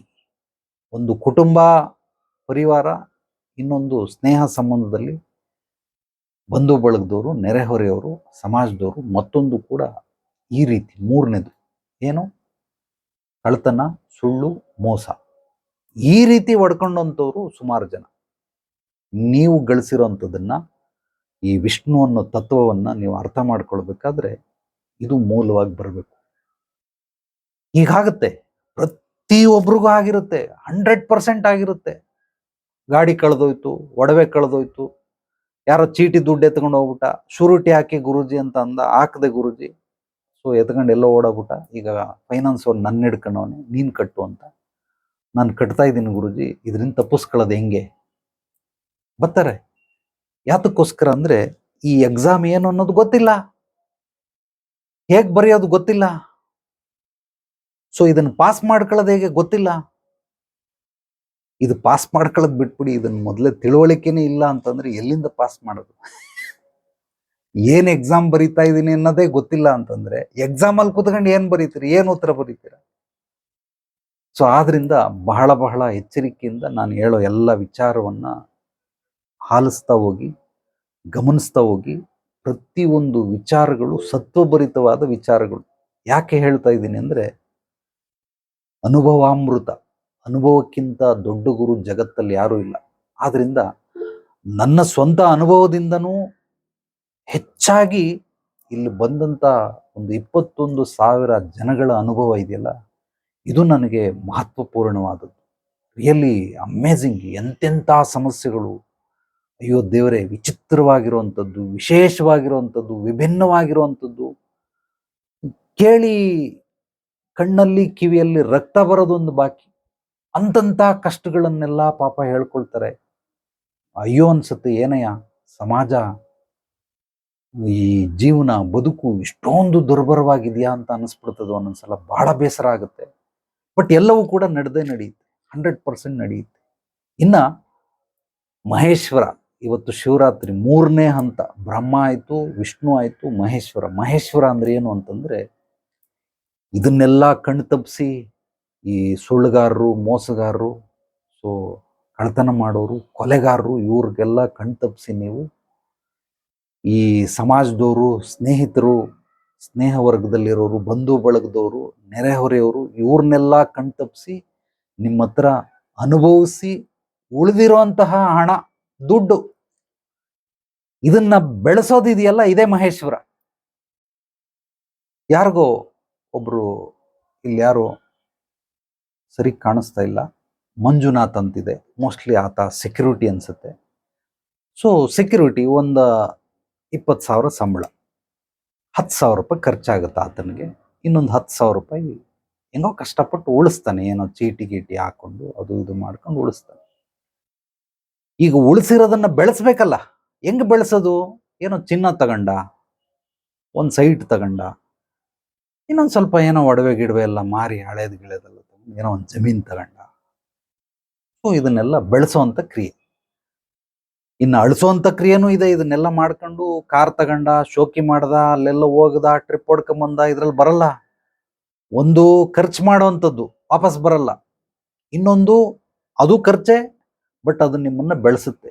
ಬೆಳೆಸೋವಂಥ ಕ್ರಿಯೆಗಳೆಲ್ಲ ಏನೇನಿದೆ ಇದೆಲ್ಲವೂ ಕೂಡ ಮಹೇಶ್ವರ. 20 ವರ್ಷದ ಹಿಂದೆ 1,000 ರೂಪಾಯಿಗೂ ಅವನು ಬೆಲೆ ಇಲ್ಲ, ಅಂದ್ರೆ ದುಡಿಯೋನು, ಖರ್ಚು ಮಾಡ್ಬಿಡೋನು. 10 ವರ್ಷದ ಹಿಂದೆ ಏನೋ ಅಲ್ಪ ಸ್ವಲ್ಪ ಗುಳಿಸಿ ಒಂದು ಸೈಟ್ ತಗೊಂಡ. 15 ವರ್ಷದ ಹಿಂದೆ ಮನೆ ಕಟ್ಕೊಂಡ. ಸೊ ಅವನು ಯಾರೋ ಅವ್ರ ಕುಟುಂಬ ಇರೋದಕ್ಕೆ ಮನೆ ಕಟ್ಕೊಂಡ. 20 ವರ್ಷದ ಹಿಂದೆ ಅಂದ್ರೆ ಈಗ ಸಡನ್ ಆಗಿ, ಅಂದ್ರೆ 20 ವರ್ಷದ ಹಿಂದೆಯಿಂದ ನಾನು ವಾಪಸ್ ಬರ್ತಾ ಇದ್ದೀನಿ. ಈಗ ಅವನದೊಂದು ಬಿಲ್ಡಿಂಗ್ ಇದೆ, ತಿಂಗಳಿಗೆ 1.5 ಲಕ್ಷ ರೂಪಾಯಿ ಬಾಡಿಗೆ ಬರ್ತದೆ. ಅಂದ್ರೆ 20 ವರ್ಷದ ಹಿಂದೆ ಬರೀ 1,000 ರೂಪಾಯಿಗೂ ಬೆಲೆ ಬಾಳದೆ ಇರೋಂಥವನು ಇವತ್ತು 1 ಲಕ್ಷ ರೂಪಾಯಿ ತಿಂಗಳಿಗೆ ಬಾಡಿಗೆ ತಗೊಳ್ತಾನೆ, 1.5 ಲಕ್ಷ ಬಾಡಿಗೆ ತಗೊಳ್ತಾನೆ. ಹೇಗ್ ತಗೊಂಡ ಅಂತಂದ್ರೆ, ಇವನು ಬ್ರಹ್ಮನಿಂದ ವಿಷ್ಣು, ವಿಷ್ಣುವಿನಿಂದ ಮಹೇಶ್ವರ. ಮಹೇಶ್ವರದಲ್ಲಿ ಯಾರ್ಯಾರು ಬೆಳೆಸ್ಬೇಕು ಅಂತ ಅನ್ಕೊಂಡಿದ್ದೀರಾ, ನೀವು ಗಳಿಸಿದಂತಹ ಹಣವನ್ನ ಬೆಳೆಸುವಂಥ ರೀತಿ ನೀತಿಗಳೇನಿದೆ ಇದೇ ಮಹೇಶ್ವರ. ಈ ಮಹೇಶ್ವರನಿಗೆ 9 ಎಕ್ಸಾಮ್ ಬರೀಬೇಕು. ಬ್ರಹ್ಮನಿಗೆ 3 ಎಕ್ಸಾಮ್ ಬರೀಬೇಕು ಮಿನಿಮಮ್. ಅವಾಗ ಮಾತ್ರನೇ ನಿಮ್ಮ ಕೈಗೆ ಬರ್ತದೆ, ಇಲ್ಲಾಂದ್ರೆ ಬರಲ್ಲ. ಈಗ ಬಂದಿರೋದನ್ನ ನೀವು ಅನುಭವಿಸ್ಬೇಕು. ಅನುಭವಿಸಿ ಅನುಭವಿಸೋದು ಅಷ್ಟು ಸುಲಭ ಅಲ್ಲ, ಬಹಳ ಬಹಳ ಕಷ್ಟಪಡ್ಬೇಕಾಗುತ್ತೆ ಅನುಭವಿಸೋದಕ್ಕೆ. ಎಲ್ಲರೂ ಅನ್ಕೊಂಬಿಟ್ಟವ್ರೆ ಬಂತು, ತಗೊಂಡ, ದುಡ್ದ, ಹೋಯ್ತು. ಇಲ್ಲ ನೋಡಿ, ನೀವೆಲ್ಲ ಏನೇನು ಇದುವರೆಗೂ ಗಳಿಸಿದಿರ ಎಲ್ಲವನ್ನ ಕುಂತ್ಕೊಂಡು ಲೆಕ್ಕಾಚಾರ ಹಾಕಿ. ನೀವು ಗಳಿಸಿರೋದೆಷ್ಟು, ನೀವು ಅದನ್ನ ಅನುಭವಿಸಿರೋದೆಷ್ಟು, ಎಷ್ಟು ವ್ಯರ್ಥವಾಗಿದೆ, ಇದನ್ನು ಚೆನ್ನಾಗಿ ಅರ್ಥ ಮಾಡ್ಕೊಂಬಿಡಿ. ನಾನು ಅದನ್ನ ಅರ್ದು ಕುಡಿದ್ಬಿಟ್ಟಿದ್ದೀನಿ. ನಾನು ಹೆಮ್ಮೆಯಿಂದ ಹೇಳ್ಕೊಳ್ತೀನಿ, I am expert specialist about life, ಜೀವನ ಶಾಸ್ತ್ರಜ್ಞ. ಸುಮಾರು 3,000 ಪುಸ್ತಕಗಳನ್ನು ಓದಿದ್ದೀನಿ, 365 ಕೋರ್ಸ್ ಮಾಡಿದ್ದೀನಿ. ನಮ್ಮ ಗುರುಗಳು ಹೇಳ್ಕೊಟ್ಟಂಥದ್ದು ಸ್ಥೂಲ ಸೂಕ್ಷ್ಮ ವಿದ್ಯೆಗಳು 108. ಅದನ್ನು ಬಿಟ್ಟು 365 ಕೋರ್ಸ್ಗಳನ್ನು ಮಾಡಿದ್ದೀನಿ, ಎಕ್ಸ್ಟ್ರಾ ಕೋರ್ಸ್ಗಳು. ಭಾರತವನ್ನು 3 ಸಲ ಪ್ರದಕ್ಷಿಣೆ ಹಾಕಿದ್ದೀನಿ, 4 ಕುಂಭಮೇಳ, ಈಗ ಮೊನ್ನೆ ಹೋಗಿದ್ದ ಕುಂಭಮೇಳನ್ನು ಸೇರಿದ್ರೆ ಒಟ್ಟು 6 ಬಾರಿ ಕುಂಭಮೇಳಗಳನ್ನು ನೋಡಿದ್ದೀನಿ. 21,000 ಜನಗಳ ಸಮಸ್ಯೆಗಳನ್ನು ಪರಿಹಾರ ಕೊಟ್ಟಿದ್ದೀನಿ. ವಿಚಿತ್ರವಾಗಿರುವಂಥದ್ದು, ವಿಭಿನ್ನವಾಗಿರುವಂಥದ್ದು, ವಿಶೇಷವಾಗಿರುವಂಥದ್ದು. ಈ ಎಲ್ಲದರ ಅನುಭವದ ಮೇಲೆ ನಾನು ಹೇಳ್ತಾ ಇದ್ದೀನಿ. ಅತ್ಯದ್ಭುತವಾದಂತಹ ಜ್ಞಾನ ಪ್ರಾಪ್ತಿಯಾಗಿದೆ. ಜ್ಞಾನ ಅನ್ನೋದಕ್ಕಿಂತ ಅನುಭವ ಪ್ರಾಪ್ತಿಯಾಗಿದೆ. ಸೊ ಇಲ್ಲಿ ನೀವು ಗಳಿಸೋದಕ್ಕೆ 3 ಎಕ್ಸಾಮು ಬ್ರಹ್ಮ, ಅದನ್ನ ನೀವು ಅನುಭವಿಸೋದಕ್ಕೆ 6 ಎಕ್ಸಾಮು. ಅನುಭವಿಸಿ ಉಳಿದಿರೋದನ್ನ ಬೆಳೆಸ್ಬೇಕಲ್ಲ, ಇದಕ್ಕೆ 9 ಎಕ್ಸಾಮ್ ಬರೀಬೇಕು. ಯಾರ್ಯಾರು ಈ ಎಕ್ಸಾಮ್ಗಳನ್ನೆಲ್ಲ ಬರೆದಿರ್ತಾರೆ, ತಿಳ್ಕೊಂಡಿರ್ತಾರೆ, ಅದು ಸ್ಥೂಲವಾಗಾದ್ರೂ ಸರಿ, ಸೂಕ್ಷ್ಮವಾಗಾದ್ರೂ ಸರಿ, ಆತನಿಗೆ ಜ್ಞಾನೋದಯ ಆಗಾದ್ರೂ ಅವನು ಈ ಎಕ್ಸಾಮ್ಗಳನ್ನು ಬರೆದಿರ್ಬೋದು, ಅಧ್ಯಯನ ಮಾಡಿ ಕಷ್ಟಪಟ್ಟು. ಅಥವಾ ಯಾರಾದರೂ ಒಬ್ರು ಮಾರ್ಗದರ್ಶಕರ ಮೂಲಕ, ಗುರುವಿನ ಮೂಲಕ, ಅಥವಾ ದೈವದ ಮೂಲಕ ಕೂಡ ಈ ರೀತಿ ಅರ್ಥ ಮಾಡಿಕೊಂಡು ಬೆಳೆಸ್ಕೊಂಡಂಥವ್ರು ನಮ್ಮ ಜಗತ್ತಲ್ಲಿ ನೋಡಬಹುದು. ಈಗ ನಿಮಗೆ ಉದಾಹರಣೆಗೆ ಯಾರು ಈ ಮಧ್ಯಮ ವರ್ಗದವರು ಅಂದ್ರೆ ಬಡವರು, ಮಧ್ಯಮ ವರ್ಗದವರು, ಮೇಲ್ಮಧ್ಯಮ ವರ್ಗದವರು, ಶ್ರೀಮಂತರು, ಆಗರ್ಭ ಶ್ರೀಮಂತರು ಅಂತ 5 ವರ್ಗಗಳನ್ನು ನಾವು ವಿಭಜನೆ ಮಾಡ್ಕೊಳ್ತಾ ಹೋಗ್ಬಹುದು. ಈ 5 ವರ್ಗದಲ್ಲಿ ಬಡವರು ಅಂತ ಇವಾಗ ಏನಿಲ್ಲ, ಆದ್ರೂ ಕೂಡ ಸುಮ್ಮನೆ ಒಂದು ಲೆಕ್ಕಾಚಾರ ಇರಲಿ ಅಂತ ಒಂದು 3% ಬಡವರಿಗೆ ಹಾಕೊಂಬಿಡಿ. ಇನ್ನು ಮಧ್ಯಮ ವರ್ಗದವರು ಇವರೇ ಹೆಚ್ಚಾಗಿರೋದು. ಸೊ ಮಧ್ಯಮ ವರ್ಗದವರು, ಮೇಲ್ಮಧ್ಯಮ ವರ್ಗದವರು, ಇವರನ್ನು ನಾವು ಹೆಚ್ಚು ಕಡಿಮೆ ಒಂದು 57%ಗೆ ನಾವು ಇದು 2 ಕ್ಯಾಟಗರಿನ ಡಿವೈಡ್ ಮಾಡ್ಬೋದು. 60 ಆಗೋಯ್ತು. ಇನ್ನು 20% ಶ್ರೀಮಂತರು, 20 ಅಲ್ಲ 30% ಶ್ರೀಮಂತರು, ಇನ್ನೊಂದು 10% ಆಗರ್ಭ ಶ್ರೀಮಂತರು ನಾವು ಪ್ರಪಂಚದಾದ್ಯಂತ ಡಿವೈಡ್ ಮಾಡಬಹುದು. ಸೊ ಈಗ ಈ ಎಲ್ಲಾ ವರ್ಗದಲ್ಲಿ ಯಾಕೆ ಮನುಷ್ಯ 6ಕ್ಕೆ ಏರಲ್ಲ, 3ಕ್ಕೆ ಇಳಿಯಲ್ಲ? 6ಕ್ಕೆ ಏರಲ್ಲ, 3ಕ್ಕೆ ಇಳಿಯಲ್ಲ. ಎಲ್ಲಾರ ಬದುಕು ನೀವು ಯಾರನ್ನೇ ಕೇಳಿ, ನಿಮ್ಮ ರಿಲೇಷನ್ ಅವರು ಎಲ್ಲೋ ಒಬ್ರು ಮಾತ್ರ ಎಸ್ಕೇಪ್ ಆಗಿ ಮುಂದೆ ಹೋಗ್ಬಿಡ್ತಾರೆ. ಅಂದ್ರೆ ಶ್ರೀಮಂತರಾಗ್ಬಿಡ್ತಾರೆ. ಅವರು ಶ್ರೀಮಂತರಿಂದ ಆಗರ್ಭ ಶ್ರೀಮಂತರಾಗ್ಬಿಡ್ತಾರೆ. ಸೊ ಯಾಕಾಗೋದಿಲ್ಲ ಅಂತಂದ್ರೆ ಇದೇ 3 ಕಾರಣಗಳು. ಬ್ರಹ್ಮ ಪಾಪ ಕೆಲಸ ಮಾಡ್ತಾರೆ, ಕಷ್ಟಪಡ್ತಾರೆ. ನನ್ನ ಹತ್ರ ಇಲ್ಲಿ ಬರ್ತಾರಲ್ಲ, ಗುರುಜಿ ನಾನು ಆ ಕೆಲಸ ಮಾಡ್ತೀನಿ, ಯಾವುದೋ ಒಂದು ಟೆಂಡರ್ ತಗೊಂಡೆ, ಟೆಂಡರ್ಗೋಸ್ಕರ ನಾನು ಲೋನ್ ಮಾಡಿದೆ ಗುರುಜಿ, ಮನೆ ಅಡ ಇಟ್ಬಿಟ್ಟೆ, ಮಾರ್ಟಿಗೇಜ್ಗೆ 10 ಲಕ್ಷ ರೂಪಾಯಿ ಇನ್ವೆಸ್ಟ್ ಮಾಡಿದೆ, ಟೆಂಡರ್ಗೆ ದುಡ್ಡೇನೋ ಬಂತು, 1 ಕೋಟಿ ರೂಪಾಯಿದು 20 ಲಕ್ಷ ಅಡ್ವಾನ್ಸ್ ಕೊಟ್ಟರು, ನಾನೊಂದು 40 ಲಕ್ಷ ರೂಪಾಯಿ ಹಾಕ್ಬಿಟ್ಟು ಕೆಲಸ ಮಾಡಿದೆ, ಇನ್ನೂ ಪೇಮೆಂಟ್ ಬಂದಿಲ್ಲ ಗುರುಜಿ. ಎಷ್ಟು ವರ್ಷ ಆಯ್ತಯ್ಯ ಅಂತಂದ್ರೆ 7 ವರ್ಷ ಆಯ್ತಂತೆ. 60 ಲಕ್ಷ ರೂಪಾಯಿ ಇನ್ವೆಸ್ಟ್ ಮಾಡ್ಬಿಟ್ಟು ಈಗ ಆ ಕಡೆಯಿಂದ ಒಂದು 3 ಕೋಟಿ ದುಡ್ಡು ಬರಬೇಕು, 7 ವರ್ಷ ಆಗಿದೆ, ಇನ್ನೂ ದುಡ್ಡು ಬಂದಿಲ್ಲ. ಅಂದ್ರೆ ಬ್ರಹ್ಮನೇ ಇವನಿಗೆ ಪ್ರಾಪ್ತಿ ಆಗಿಲ್ಲ. ಯಾತಕ್ಕೆ? 3 ಎಕ್ಸಾಮ್ ಅಲ್ಲಿ ಇವನು 2 ಎಕ್ಸಾಮ್ ಸೋತೋಗ್ಬಿಟ್ಟವನು, ಅದಕ್ಕೋಸ್ಕರ ಇವನಿಗೆ ಬಂದಿಲ್ಲ. ಈಗ ಮತ್ತೆ ಏನಾದರೂ ರೀ ಎಕ್ಸಾಮ್ ಬರೆಯೋದಕ್ಕೆ ಸಾಧ್ಯನಾ? ಖಂಡಿತವಾಗ್ಲೂ ಸಾಧ್ಯ. ಬಟ್ ಆ ರೀ ಎಕ್ಸಾಮ್ ಬರೆಯೋದಕ್ಕೆ ಮತ್ತೆ ತಿರ್ಗಾ ನಾವು ಇನ್ನೊಂದು 3 ವರ್ಷ ವೆಯ್ಟ್ ಮಾಡಬೇಕು. 3 ವರ್ಷ ವೆಯ್ಟ್ ಮಾಡೋಷ್ಟರಲ್ಲಿ ಆ 7 ವರ್ಷ ಪ್ಲಸ್ 3 ವರ್ಷ ಇದು ಕಂಪ್ಲೀಟ್ ಎಕ್ಸ್ಪೈರ್ಡ್ ಆಗ್ಬಿಟ್ಟಿರುತ್ತೆ. ಸೊ ಇದಕ್ಕೇನು ಉತ್ತರ? ಏನೂ ಉತ್ತರ ಇಲ್ಲ. ಕೊಟ್ಟವನ್ ಕೋಡಂಗಿ, ಈಸ್ಕೊಂಡವನ್ ಈರ್ಭದ್ರ ಅಂದಂಗೆ ಆ ದುಡ್ಡು ಹೋಯ್ತು, ಅದನ್ನು ಮರ್ತು ಬಿಡು, ಏನೂ ಮಾಡೋಕ್ಕಾಗೋದಿಲ್ಲ. ಹೋಗಿದ್ದನ್ನ ಬಿಟ್ಟು ವಾಟ್ ಈಸ್ ನೆಕ್ಸ್ಟ್? ಮುಂದೇನು? ಮುಂದೆ ಏನ್ ಮಾಡ್ಬೇಕು ನಾವು? ಇದನ್ನ ನೋಡ್ಕೊ. ಅದನ್ನ ವಾಪಸ್ ತರಕ್ಕಂತೂ ಆಗಲ್ಲ. ನೀನು ವಾಪಸ್ ತರಕ್ ಹೋದ್ರೆ ಮತ್ತೆ ತಿರ್ಗಾ ನಿನ್ನ ಲೈಫಲ್ಲಿ ಇನ್ನೊಂದಷ್ಟು ಕಳ್ಕೊಳ್ತೀವಿ ಹೊರತು ಖಂಡಿತವಾಗ್ಲೂ ವಾಪಸ್ ಬರಲ್ಲ. ಸೊ ಇದಕ್ಕೆ ಎಚ್ಚರಿಕೆ ಏನು ಅಂತಂದ್ರೆ, ಕಾಯಿಲೆ ಬರೋದಕ್ಕಿಂತ ಮುಂಚಿತವಾಗೇನೆ ಆರೋಗ್ಯದ ಬಗ್ಗೆ ಗಮನ ಕೊಡೋದು ಬಹಳ ಎಚ್ಚರಿಕೆ. ಅದಕ್ಕೇನ್ ಮಾಡ್ಬೇಕು ನಾವು? ಮುಂದೆ ಗುರಿ, ಹಿಂದೆ ಗುರು. ನಾವು ಏನನ್ನ ಮಾಡಬಾರ್ದು, ಏನನ್ನ ಮಾಡಬೇಕು, ಹೇಗೆ ಮಾಡಬೇಕು ಅನ್ನೋ ತ್ರಿಶಕ್ತಿಗಳನ್ನ ತಿಳ್ಕೊಂಡಿದ್ರೆ ಖಂಡಿತವಾಗ್ಲೂ ಇದು ಯಾವುದು ನಮ್ಮ ಜೀವನದಲ್ಲಿ ನಡೆಯೋದಿಲ್ಲ. ನನ್ನ ಹತ್ರ ಬಂದ್ರೆ ಮಾರ್ಗದರ್ಶನಕ್ಕೆ ಪ್ರತಿಯೊಬ್ರು ಬರ್ತಾರೆ. ಅವನ ಸಂಪಾದನೆ ಎಷ್ಟೇ ಇರಲಿ, ಅವನು ಯಾವುದೇ ಕೆಲಸದ 10,000 ರೂಪಾಯಿ ಇರಲಿ, ತಿಂಗಳಿಗೆ 1,00,000 ರೂಪಾಯಿ ಇರಲಿ, 10 ಲಕ್ಷ ಇರಲಿ, 1 ಕೋಟಿ ಇರಲಿ, ಇವನನ್ನ, ಈ ಬ್ರಹ್ಮವನ್ನ ಹೇಗೆ ನಾವು ಹೋಲಿಸ್ಕೊಳ್ಳೋದು, ವಿಷ್ಣುವನ್ನ ಹೇಗೆ ಹೋಲಿಸ್ಕೊಳ್ಳೋದು, ಮಹೇಶ್ವರನನ್ನ ನಾವು ಹೇಗೆ ಹೋಲಿಸ್ಕೊಳ್ಳೋದು, ಈ ಹೋಲಿಸ್ಕೊಳ್ಳೋದಕ್ಕೆ ಈ 3, 6, 9 ಎಕ್ಸಾಮ್ಗಳು, ಪರೀಕ್ಷೆಗಳನ್ನು ಹೇಗೆ ಬರಿಬೇಕು, ನಾವು ಅಕಸ್ಮಾತ್ ಏನಾದರೂ ಅಂಕಗಳನ್ನು ಕಡಿಮೆ ತೆಗೆದ್ರೆ ಅದನ್ನ ಬ್ಯಾಲೆನ್ಸ್ ಮಾಡೋದು ಹೇಗೆ, ಎಲ್ಲಿ ನಾವು ಎಡುತ್ತಾ ಇದ್ದೀರಿ, ಅಂದ್ರೆ ಸೋರಿಕೆ ಎಲ್ಲಾಗ್ತಾ ಇದೆ. ಆ ಸಂತ ಶಿಶುನಾಳ ಶರೀಫ್ರದ್ದು ತತ್ವಗೀತೆಗಳು ಬಹಳ ಚೆನ್ನಾಗಿದೆ. ಸೋರುತ್ತಿಹುದು ಮನೆಯ ಮಾಳಿಗೆ, ಎಂತ ಅದ್ಭುತವಾದಂತಹ ಸಾಹಿತ್ಯ. ವಾಹ್, ಗ್ರೇಟ್, ರಿಯಲಿ ಗ್ರೇಟ್. ಕೋಟಿಗೆ ಬೆಲೆ ಬಾಳುತ್ತೆ. ವಜ್ರದಂತಹ ಸತ್ವ ಆ ಒಂದು ಸತ್ವಗೀತೆ, ನೀತಿಗೀತೆಗಳಿಗಿದೆ. ಸೊ ಆದ್ರಿಂದ ಎಲ್ಲಿ ಸೋರಿಕೆ, ಇದನ್ನೆಲ್ಲ ಬಹಳ ಐಡೆಂಟಿಫೈ ಮಾಡ್ಬಿಟ್ಟಿದ್ದೀನಿ. ಓದಿ ನಾನು ಎಕ್ಸ್ಪರ್ಟ್ ಆಗ್ಬಿಟ್ಟಿದ್ದೀನಿ. ನನಗೆ ಈಗ ಪುಸ್ತಕ ಓದೋ ಅವಶ್ಯಕತೆ ಇಲ್ಲ. ನಿಂತ್ಕೊಂಡು ಪಾಠ ಮಾಡಿ ಅಂತಂದ್ರೆ ದಿನಗಟ್ಲೆ, ವಾರಗಟ್ಲೆ, ತಿಂಗಳಗಟ್ಲೆ, ವರ್ಷಗಟ್ಲೆ ಪಾಠ ಮಾಡ್ತೀನಿ. ಅಷ್ಟರ ಮಟ್ಟಿಗೆ ನಾನು ಎಕ್ಸ್ಪರ್ಟ್ ಆಗ್ಬಿಟ್ಟಿದ್ದೀನಿ, ಸ್ಪೆಷಲಿಸ್ಟ್ ಆಗ್ಬಿಟ್ಟಿದ್ದೀನಿ. ಈ ಪರೀಕ್ಷೆಗಳನ್ನು ಹೇಗೆ ಪಾಸ್ ಮಾಡೋದು ಅಂದ್ರೆ, ನಿನ್ನ ಕೈಗೆ ಬರೋವರೆಗೂ ಬ್ರಹ್ಮ 3 ಪರೀಕ್ಷೆಗಳು ಏನು? ಈ ಬ್ರಹ್ಮವನ್ನು ಅನುಭವಿಸ್ಬೇಕು ನೀನು, ನಿನ್ನ ಕುಟುಂಬದವರು, ನಿನ್ನ ಪರಿವಾರದವರು ಅನುಭವಿಸ್ಬೇಕು. ಅದನ್ನ ಮಹೇಶ್ವರ, ಸೊ ವಿಷ್ಣು, ಅದು 6 ಪರೀಕ್ಷೆಗಳು ಏನು? 6 ಪರೀಕ್ಷೆಗಳಾದ್ಮೇಲೆ ನಿನಗೆ ಮಹೇಶ್ವರ, ಅದನ್ನು ಬೆಳೆಸ್ಬೇಕಲ್ಲ. ಯಾವ್ದ್ಯಾವ್ದೆಲ್ಲ ಬೆಳೆಸ್ಬೇಕು, ಇದೆಲ್ಲ ಮಹೇಶ್ವರ. ಅದಕ್ಕೆ 9 ಪರೀಕ್ಷೆಗಳು.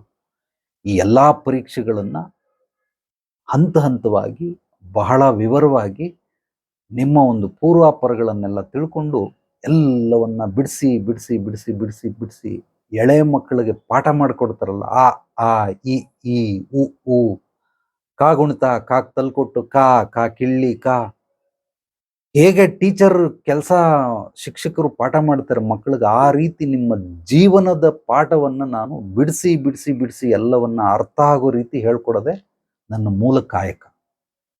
ಏನನ್ನ ಮಾಡಬಾರ್ದು, ಏನನ್ನ ಮಾಡಬೇಕು, ಹೇಗೆ ಮಾಡಬೇಕು, ಈ ತ್ರಿಶಕ್ತಿಗಳು ಈ ಬ್ರಹ್ಮ ವಿಷ್ಣು ಮಹೇಶ್ವರ ಈ ಎಲ್ಲಾ ತತ್ವದಲ್ಲೂ ಕೂಡ ಹಂತ ಹಂತವಾಗಿ ಬಂದ್ಬಿಟ್ಟಿರ್ತಾರೆ. ಅದು ನಿಮಗೆ ಗೊತ್ತಿಲ್ಲ. ನೀವು ಏನೇ ತಿಪ್ಪರ್ಲಾಗ ಹೊಡೆದ್ರು, ನಿಮಗೆ ಎಷ್ಟೇ ತಲೆಮಾರುಗಳು ಹೋದ್ರು ನಿಮಗಿದು ಗೊತ್ತಾಗೋದಿಲ್ಲ. ಗೊತ್ತಾದ್ರೂ ಕೂಡ ಒಂದು ಗೊತ್ತಾಗ್ಬೋದು, ಎರಡು ಗೊತ್ತಾಗ್ಬೋದು, ಮೂರನೇದು ಗೊತ್ತಾಗಲ್ಲ. ಇದು ಬ್ರಹ್ಮ ತತ್ವದಲ್ಲಿ. ವಿಷ್ಣು ತತ್ವದಲ್ಲಿ ನಿಮ್ಗೆ 6 ಪರೀಕ್ಷೆಗಳಿದೆ. 1, 2, 3 ಕಂಡಿಡ್ಕೋಬಹುದು, ಇನ್ನು 3 ಗೊತ್ತಾಗಲ್ಲ. ಇನ್ನು ಮಹೇಶ್ವರ ತತ್ವದಲ್ಲಿ ನಿಮ್ಗೆ 1, 2, 3, 4, 6 ಕಂಡಿಡಿಬಹುದು, ಇನ್ನು 3 ಯಾವುದೇ ಕಾರಣಕ್ಕೂ ಕಂಡಿಡಿಯೋದಕ್ಕಾಗೋದಿಲ್ಲ. ಸೊ ಆದ್ರಿಂದ ಪ್ರತಿಯೊಂದು ಸಮಸ್ಯೆಗಳಿಗೆ ಪ್ರತಿಯೊಂದು ಪರಿಹಾರಗಳು ಇದ್ದೇ ಇರ್ತವೆ. ಬಟ್ ಆ ಪರಿಹಾರ ಎಲ್ಲರಲ್ಲೂ ಇರೋದಿಲ್ಲ. ಇದನ್ನ ಚೆನ್ನಾಗಿ ತಿಳ್ಕೊಳ್ಳಿ. 100ರಲ್ಲಿ ಒಬ್ಬನ ಹತ್ರ ಇರುತ್ತೆ, 1000ದಲ್ಲಿ ಒಬ್ಬನ ಹತ್ರ ಇರುತ್ತೆ, ಲಕ್ಷದಲ್ಲಿ ಒಬ್ಬನ ಹತ್ರ ಇರುತ್ತೆ, ಕೋಟಿಯಲ್ಲಿ ಒಬ್ಬನ ಹತ್ರ ಇರುತ್ತೆ. ಇದು ನಿಸರ್ಗದಲ್ಲಿರುವಂತಹ ಸೃಷ್ಟಿಯ ನಿಯಮ. ಮತ್ತೊಮ್ಮೆ ಹೇಳ್ತಾ ಇದ್ದೀನಿ, ರಿಪೀಟ್ ಮಾಡ್ತಾ ಇದ್ದೀನಿ, ಎಲ್ಲಾ ಸಮಸ್ಯೆಗಳಿಗೂ ಪರಿಹಾರ ಉಂಟು. ಆ ಸಮಸ್ಯೆಗಳು ನಾವು ಪಂಚಭೂತಗಳಲ್ಲಿ ವಿಭಜನೆ ಮಾಡಬಹುದು. ಒಂದು ಪೃಥ್ವಿ ಸಮಸ್ಯೆ, ಜಲ ಸಮಸ್ಯೆ, ಅಗ್ನಿ ಸಮಸ್ಯೆ, ವಾಯು ಸಮಸ್ಯೆ, ಆಕಾಶ ಸಮಸ್ಯೆ ಅಂತೇಳಿ 5 ರೀತಿ ಸಮಸ್ಯೆಗಳಿರ್ತವೆ. ಈ ಪ್ರತಿಯೊಂದು ಸಮಸ್ಯೆಗಳಲ್ಲೂ ಕೂಡ ಈ ಸಮಸ್ಯೆಗೆ ನಿಮಗೆ ಯಾವುದೋ ಒಂದು ಪೃಥ್ವಿಯ ಸಮಸ್ಯೆ, ಆ ಸಮಸ್ಯೆಗೆ ನಿಮಗೆ ಪರಿಹಾರ ಎಲ್ಲಿ ಸಿಗುತ್ತೆ ಅಂದ್ರೆ 100ರಲ್ಲಿ ಒಬ್ಬನ ಹತ್ರ ಮಾತ್ರ ಸಿಗುತ್ತೆ. ಅದು ಯಾರು ಅಂತ ಹೇಗೆ ಐಡೆಂಟಿಫೈ ಮಾಡ್ತೀರಾ? 1, 2, 3, 4 ಅಂತೇಳಿ ಒಬ್ಬೊಬ್ಬರನ್ನೇ ಹುಡ್ಕೊಂಡು ಹೋಗ್ತೀರಾ? ಖಂಡಿತವಾಗ್ಲೂ ಸಾಧ್ಯವಾಗೋದಿಲ್ಲ. ಹಂಗ್ ಹುಡ್ಕೊಂಡು ಹೋದ್ರೆ 100 ದಿವಸ ಕಳೆದೇ ಹೋಯ್ತು. ಸೊ ಓಕೆ, 100ರಲ್ಲಿ ಏನೋ ಹುಡುಕ್ಬಿಟ್ರಿ, 1 ವಾರನೋ 1 ತಿಂಗಳಲ್ಲೂ ಹುಡುಕ್ಬಿಟ್ರಿ. 1000ದಲ್ಲಿ ಒಬ್ಬ ಸಮಸ್ಯೆ ಅವನ ಹತ್ರ ಪರಿಹಾರ ಇರ್ತದೆ. ಅದು ಯಾರು ಅಂತ ಹೆಂಗ್ ಕಂಡುಕೊಳ್ತೀರಾ? ಈಗ ದಿನಕ್ಕೊಬ್ಬೊಬ್ರು 1000 ಪರೀಕ್ಷೆಗಳು ಮಾಡ್ಕೊಂಡು ಹೋಗಿ, ಲಕ್ಷದಲ್ಲಿ ಒಬ್ಬ ಇರ್ತಾನೆ, ಒಬ್ಬನ ಹತ್ರ ಪರಿಹಾರ ಇರ್ತದೆ. ನಿಮ್ಮ ಸಮಸ್ಯೆಗಳಿಗೆ, ನಿಮ್ಮ ಜೀವನದಲ್ಲಿ ಬಂದಿರುವಂತಹ ಸಮಸ್ಯೆಗಳಿಗೆ ಲಕ್ಷದಲ್ಲಿ ಒಬ್ಬನ ಹತ್ರ ಪರಿಹಾರ ಇರ್ತದೆ. ಅದನ್ನ ಹೆಂಗ್ ಕಂಡುಹಿಡಿತೀರಾ? ಕಂಡುಹಿಡಿಯೋದಕ್ಕೆ ಏನ್ ಫಾರ್ಮುಲಾ ಏನು? ಅದಕ್ಕೆ ಸೂತ್ರಗಳು, ರಹಸ್ಯಗಳು, ತಂತ್ರಗಳು, ಯುಕ್ತಿ ಏನು? ಓಕೆ, ಎಲ್ಲಿ ಸಿಗುತ್ತೆ? ಯಾರೋ ಒಬ್ಬ ಹುಡುಗ ಇಂಜಿನಿಯರ್ ಸ್ಟೂಡೆಂಟ್, ಅವನ ತಲೆಗೆ ಏನೋ ಒಂದು ಐಡಿಯಾ ಬಂದ್ಬಿಡ್ತು. ನಾನು ಈ ತರದ್ದು ಒಂದು ಮೋಟರ್ ಕಂಡು ಬಿಡ್ತೀನಿ ಅಂತ. ಬಹಳ ಸಂತೋಷ ಆಗೋಯ್ತು. ಅವನು ಮೊದಲು ಐಡಿಯಾ ಬಂದ್ಬಿಡ್ತು. ಈಗ ಮೋಟರ್ ಕಂಡುಹಿಡಿಯೋದಕ್ಕೆ ಐಟಮ್ಗಳು ಬೇಕು, ಗೊತ್ತಾಗ್ತಾ ಇಲ್ಲ ಅವನಿಗೆ ಎಲ್ಲಿ ಸಿಗುತ್ತೆ ಅಂತ.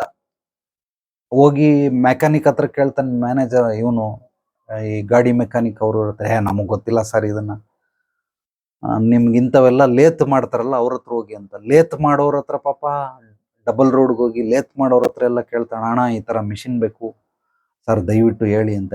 ನಮ್ಗೇನು ಗೊತ್ತಿಲ್ಲಪ್ಪ, ನೀನೆಲ್ಲ ಇಂಡಸ್ಟ್ರಿಯಲ್ ಏರ್ಗೆ ಹೋಗ್ಬೇಕು, ಪೀಣ್ಯಾಗ ಹೋಗ್ಬೇಕು. ಪೀಣ್ಯಾಗ ಹೋಗಿ ಇಂಡಸ್ಟ್ರಿಯಲ್ ಏನಂದ್ರೆ ಅದೇನು ಒಂದೇ ಐತ ಪೀಣ್ಯಲ್ಲಿ? ಅಯ್ಯೋ ದೇವ್ರೆ, ಲಕ್ಷಾಂತರ ಇಂಡಸ್ಟ್ರಿಗಳಿದಾವೆ. ಫಸ್ಟ್ ಆಫ್ ಆಲ್ ಒಳಗಡೆ ಬಿಡೋದೇ ಇಲ್ಲ. ಆದ್ರೂ ಏನೋ ನುಗ್ಗಿ ಮಾಗಿ ಹಂಗೋ ಹಿಂಗೋ ಯಾರ್ದೋ ರೆಕಮೆಂಡ್ ತಗೊಂಡು ಫೋನ್ ಮಾಡಿ ಹೋಗಿ ಕೇಳ್ದ, ಸರ್ ಹಿಂಗ ಇಂಥ ಮಿಷಿನ್ ಬೇಕು ಅಂತ. ಇದೆಲ್ಲ ನಮಗ್ ಗೊತ್ತಿಲ್ಲ. ನೀನ್ ನೀ ಇಂಡಸ್ಟ್ರಿಗೆ ಬಂದು ಕೇಳಿದಿ? ಎಲ್ಲಾದ್ರೂ ಹೋಗಿ ಯಾರೋ ಸೈಂಟಿಸ್ಟ್ಗಳನ್ನ ಹೋಗಿ ಕೇಳುವ. ಮತ್ತೆ ತಿರ್ಗಾ ಸೈಂಟಿಸ್ಟ್ಗಳ ಹತ್ರ ಹೋದ. ಸೈಂಟಿಸ್ಟ್ಗಳೇ ನಮಗೆಲ್ಲ ಗೊತ್ತಿಲ್ಲ, ನಮ್ದು ಬರೀ ಫಾರ್ಮುಲಾ ಕಂಡು ಹಿಡಿಯೋದಷ್ಟೇ, ಮಿಷಿನ್ ಎಲ್ಲ ನಮಗ್ ಗೊತ್ತಿಲ್ಲ. ಈಗ ಇವನ್ ತಲೆಗೆ ಬಂದಿದೆ ಏನೋ ಒಂದು ವಿಷಯ ಕಂಡುಹಿಡಿಬೇಕು ಅಂತ, ಆದ್ರೆ ಅವನಿಗೆ ಮೆಟೀರಿಯಲ್ ಗೊತ್ತಿಲ್ಲ, ಎಲ್ಲಿ ಸಿಗುತ್ತೆ ಅಂತ. ಈಗ ಅವನಿಗೆ ಎಲ್ಲಿ ಸಿಗುತ್ತೆ ಅಂತ ಯಾರು ಹೇಳ್ತಾರೆ? ಕಷ್ಟಪಟ್ಟವನ್ ಪಾಪ. ಎಷ್ಟ್ ಜನದ ಹತ್ರ ಕಷ್ಟಪಟ್ಟ. ಡಬಲ್ ರೋಡ್ಗೆ ಹೋದ, ಒಂದ್ 5 ಜನ ಭೇಟಿ ಮಾಡ್ದ. ಪೀಣ್ಯಾಗ ಹೋದ, ಅಲ್ಲೊಂದ್ 5 ಜನನ ಭೇಟಿ ಮಾಡ್ದ. ಅಲ್ಲಿಂದ ಇಂಡಸ್ಟ್ರಿಯಲ್ ಏರ್ಗೆ ಹೋದ, ಅಲ್ಲೊಂದ್ 5 ಜನನ, ಸೈಂಟಿಸ್ಟ್ಗಳನ್ನ 5 ಜನನ, 10 ಜನ ಆಯ್ತು. ಬಟ್ ಅವನ ಸಮಸ್ಯೆಗೆ ಅವನಿಗೆ ಬೇಕಾಗಿರುವಂತ ವಸ್ತುಗಳನ್ನ 100ರಲ್ಲಿ ಒಬ್ಬನ ಹತ್ರ ಮಾತ್ರ ಅವನ ಉತ್ತರ ಸಿಗ್ತದೆ. ಇದು ಯಾರು ಕಂಡುಹಿಡಿತಾರೆ, ಹೇಗೆ ಕಂಡುಹಿಡಿತಾನೆ? ಸೀದಾ ನನ್ನ ಹತ್ರ ಬಂದ. ಯಾರೋ ಹೇಳಿದ್ರು, ಅವ್ರ ಅಮ್ಮನೋ ಚಿಕ್ಕಮ್ಮನೋ ಯಾರೋ ಹೇಳಿದ್ರು, ಹೋಗ ಗುರುಗಳನ್ನ ಹೋಗಿ ಕೇಳೋ ಅಂತ. ಕುಂತ್ಕೊಂಡೆ, ಅವನ ಬಗ್ಗೆ ಎಲ್ಲ ಪೂರ್ವಾಪರಗಳನ್ನೆಲ್ಲ ತಿಳ್ಕೊಂಡೆ. ಇಲ್ಲ ಕರೆಕ್ಟಾಗಿ 3 ದಿವಸ ಬಿಟ್ಬಿಟ್ಟು ಬಾರ ಮತ್ತೆ ಅಂದ. ಬಂದ. ನೋಡಿ, ಇಂಥವ್ರ ಹತ್ರ ಹೋಗು, ಇಂಥದನ್ನ ಕೇಳು, 3 ಜನದ ಲೀಸ್ಟ್ ಕೊಡ್ತೀನಿ, ಇಂತಿಂಥವ್ರ ಹತ್ರ ಹೋಗು, ಗ್ಯಾರಂಟಿ ಸಿಗ್ತದೆ ಅಂತ. ಗ್ಯಾರಂಟಿ ಸಿಗುತ್ತಾ ಗುರುಗಳೇ? 100% ಕಣ, ಸಿಗ್ಲಿಲ್ಲ ಅಂದ್ರೆ ನಾನೇ ಉತ್ಪತ್ತಿ ಮಾಡಿ ಕೊಟ್ಬಿಡ್ತೀನಿ. ಸುಮ್ಮನೆ ಅವನಿಗೊಂದು ಭರವಸೆ ಕೊಡೋದಕ್ಕೋಸ್ಕರ ಹೇಳಿ, ನಾನೆಲ್ಲ ಉತ್ಪತ್ತಿ ಮಾಡಿ.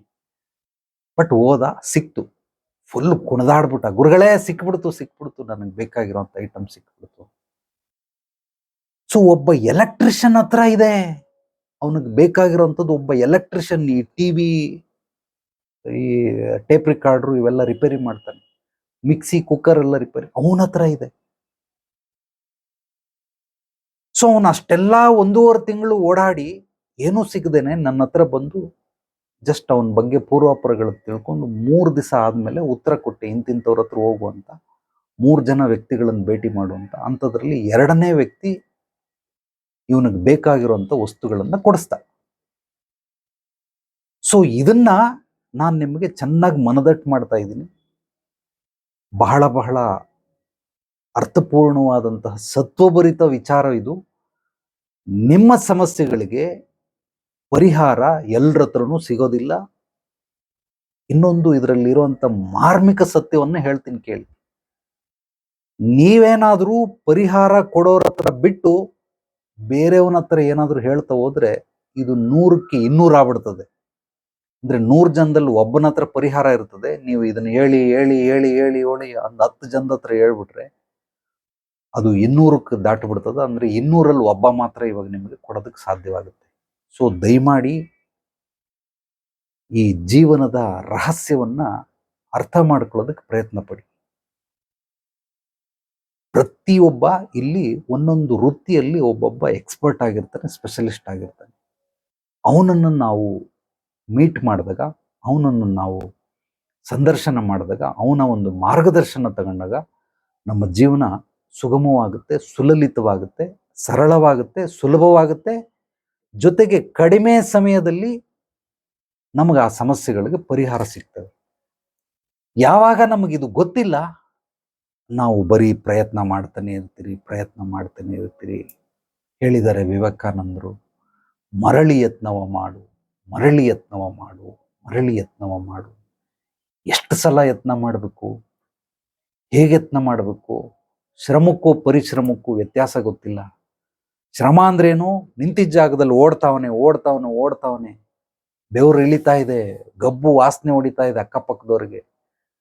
ಓಡೋದ್ರ ಅರ್ಥ ಏನು? ನಡ್ಕೊಂಡೋದ್ರೆ 1 ಅವರಲ್ಲಿ ರೀಚ್ ಆಗ್ತೀನಿ, ಓಡೋದ್ರೆ ಅರ್ಧ ಗಂಟೆಲಿ ರೀಚ್ ಆಗ್ತೀನಿ, ಅದಕ್ಕೆ ಓಡ್ತಾ ಇದ್ದೀನಿ. ಬಟ್ ಓಡೋದ್ರಲ್ಲಿ 1 ಹೆಜ್ಜೆನೂ ಮುಂದಿಟ್ಟಿಲ್ಲ ಅಂದ್ರೆ ನೀನು ಓಡಿ ಏನು ಪ್ರಯೋಜನ? ನಯಾ ಪೈಸದ ಉಪಯೋಗ ಇಲ್ಲ. ಪರಿಶ್ರಮ ಅಂದ್ರೆ ಏನು ಅಂತಂದ್ರೆ ನಿಂತ ಜಾಗ ಬಿಟ್ಟು ಮೊದಲನೇ ಹೆಜ್ಜೆ ಇಟ್ಟು ಆಮೇಲೆ ಓಡೋ ಅಂಥದ್ದು ರೀತಿ ನೀತಿ ಇದೆಯಲ್ಲ, ಅರ್ಧ ಗಂಟೆಲಿ ಹೋಗಿ ನಿನ್ನ ಡೆಸ್ಟಿನೇಷನ್ನ ರೀಚ್ ಆಗ್ತೀಯ. ಇದನ್ನ ಪರಿಶ್ರಮ ಅಂತಾರೆ. ಶ್ರಮ ಬೀಳೋದ್ರಲ್ಲಿ ನಿನಗೆ ರಿಸಲ್ಟ್ ಸಿಗಬಹುದು, ಸಿಗದೇನೆ ಇರಬಹುದು. ಆದರೆ ಪರಿಶ್ರಮದಲ್ಲಿ ನಿನಗೆ ರಿಸಲ್ಟ್ ಖಂಡಿತವಾಗ್ಲೂ ಸಿಕ್ಕೇ ಸಿಗ್ತದೆ. ಸೊ ಬಾವಿಗೆ ಒಂದು ಬಿನ್ಗೆಗೆ ಹಗ್ಗ ಕಟ್ಟದ, ಹಾಕ್ದ, ಅದನ್ನ ಮುಳುಗಿಸ್ತಾ ಅರ್ಧರ್ಧ 1-2-3 ಸಲ ಜನ್ನ ಕುಲುಕ್ತಾ ಆಮೇಲೆ ಬಂತು. ಇದು ಪರಿಶ್ರಮ. ಶ್ರಮ ಪಡೋದೇನು? ಹಾಕ್ಬಿಟ್ಟು ಸುಮ್ಮ ಕುತ್ಕೊಂಡು ಕಟ್ಟೆ ಮೇಲೆ ಕುತ್ಕೊಂಡು ಬೀಡಿ ಹೊಡಿತಾವನೆ. ಅದು ಮುಳುಗೈತಾ ಇಲ್ವಾ ಯಾರಿಗ್ ಗೊತ್ತು? ಆಮೇಲೆ ಹೇಳಿದ್ರೆ ಏನಿಲ್ಲ, ಗಬಗಬ ಅಂತ ಬರ್ತಾ ಇದೆ. ನಾನು ಅರ್ಧ ಗಂಟೆ ಕುತ್ಕೊಂಡಿದ್ದೆ, ನೀರ್ಗೆ ಹಾಕ್ತೆ, ನೀರೇ ತುಂಬಿಲ್ಲ. ಇದು ಶ್ರಮ. ಪರಿಶ್ರಮ ಅಂದ್ರೆ ಬಗ್ ನೋಡ್ಬೇಕು, ಆ ಬಿನ್ನಿಗೆ ಹಿಂಗ್ ಉಲ್ಟಾ ಬಿದ್ದಿದ್ದ ಅಥವಾ ಮೇಲೈತಾ ಅರ್ಧ ಆಯ್ತಾ ಏನು ಗೊತ್ತಿಲ್ಲ. ಸೊ ಬಿನ್ನಿಗೆನ ಮುಳುಗಿಸ್ಬೇಕು, ಮುಳುಗಿಸ್ಲಿಲ್ಲ ಅಂದ್ರೆ ಹಗ್ಗ ಹಾಕಿ ಮತ್ತೆ ತಿರ್ಗಾ ಎಳಿಬೇಕು. ಪರಿಶ್ರಮ. ಹಂಗಾಗಿ ಪರಿಶ್ರಮ ತಿಳ್ಕೊಳ್ಳಿ. ಪರಿಶ್ರಮಕ್ಕೆ ಫೇಲ್ ಇಲ್ಲ. ಅದು ಒಂದೇ ಒಂದು ರಿಸಲ್ಟ್ ಕೊಡೋದು, ಅದು ಪಾಸ್. ಸೊ ಫಲಿತಾಂಶವನ್ನ ನೀಡುತ್ತೆ. ಯಾವಾಗ ನಮಗೆ ಇದು ಗೊತ್ತಿಲ್ಲ, ಶ್ರಮ ಏನು ಪರಿಶ್ರಮ ಏನು.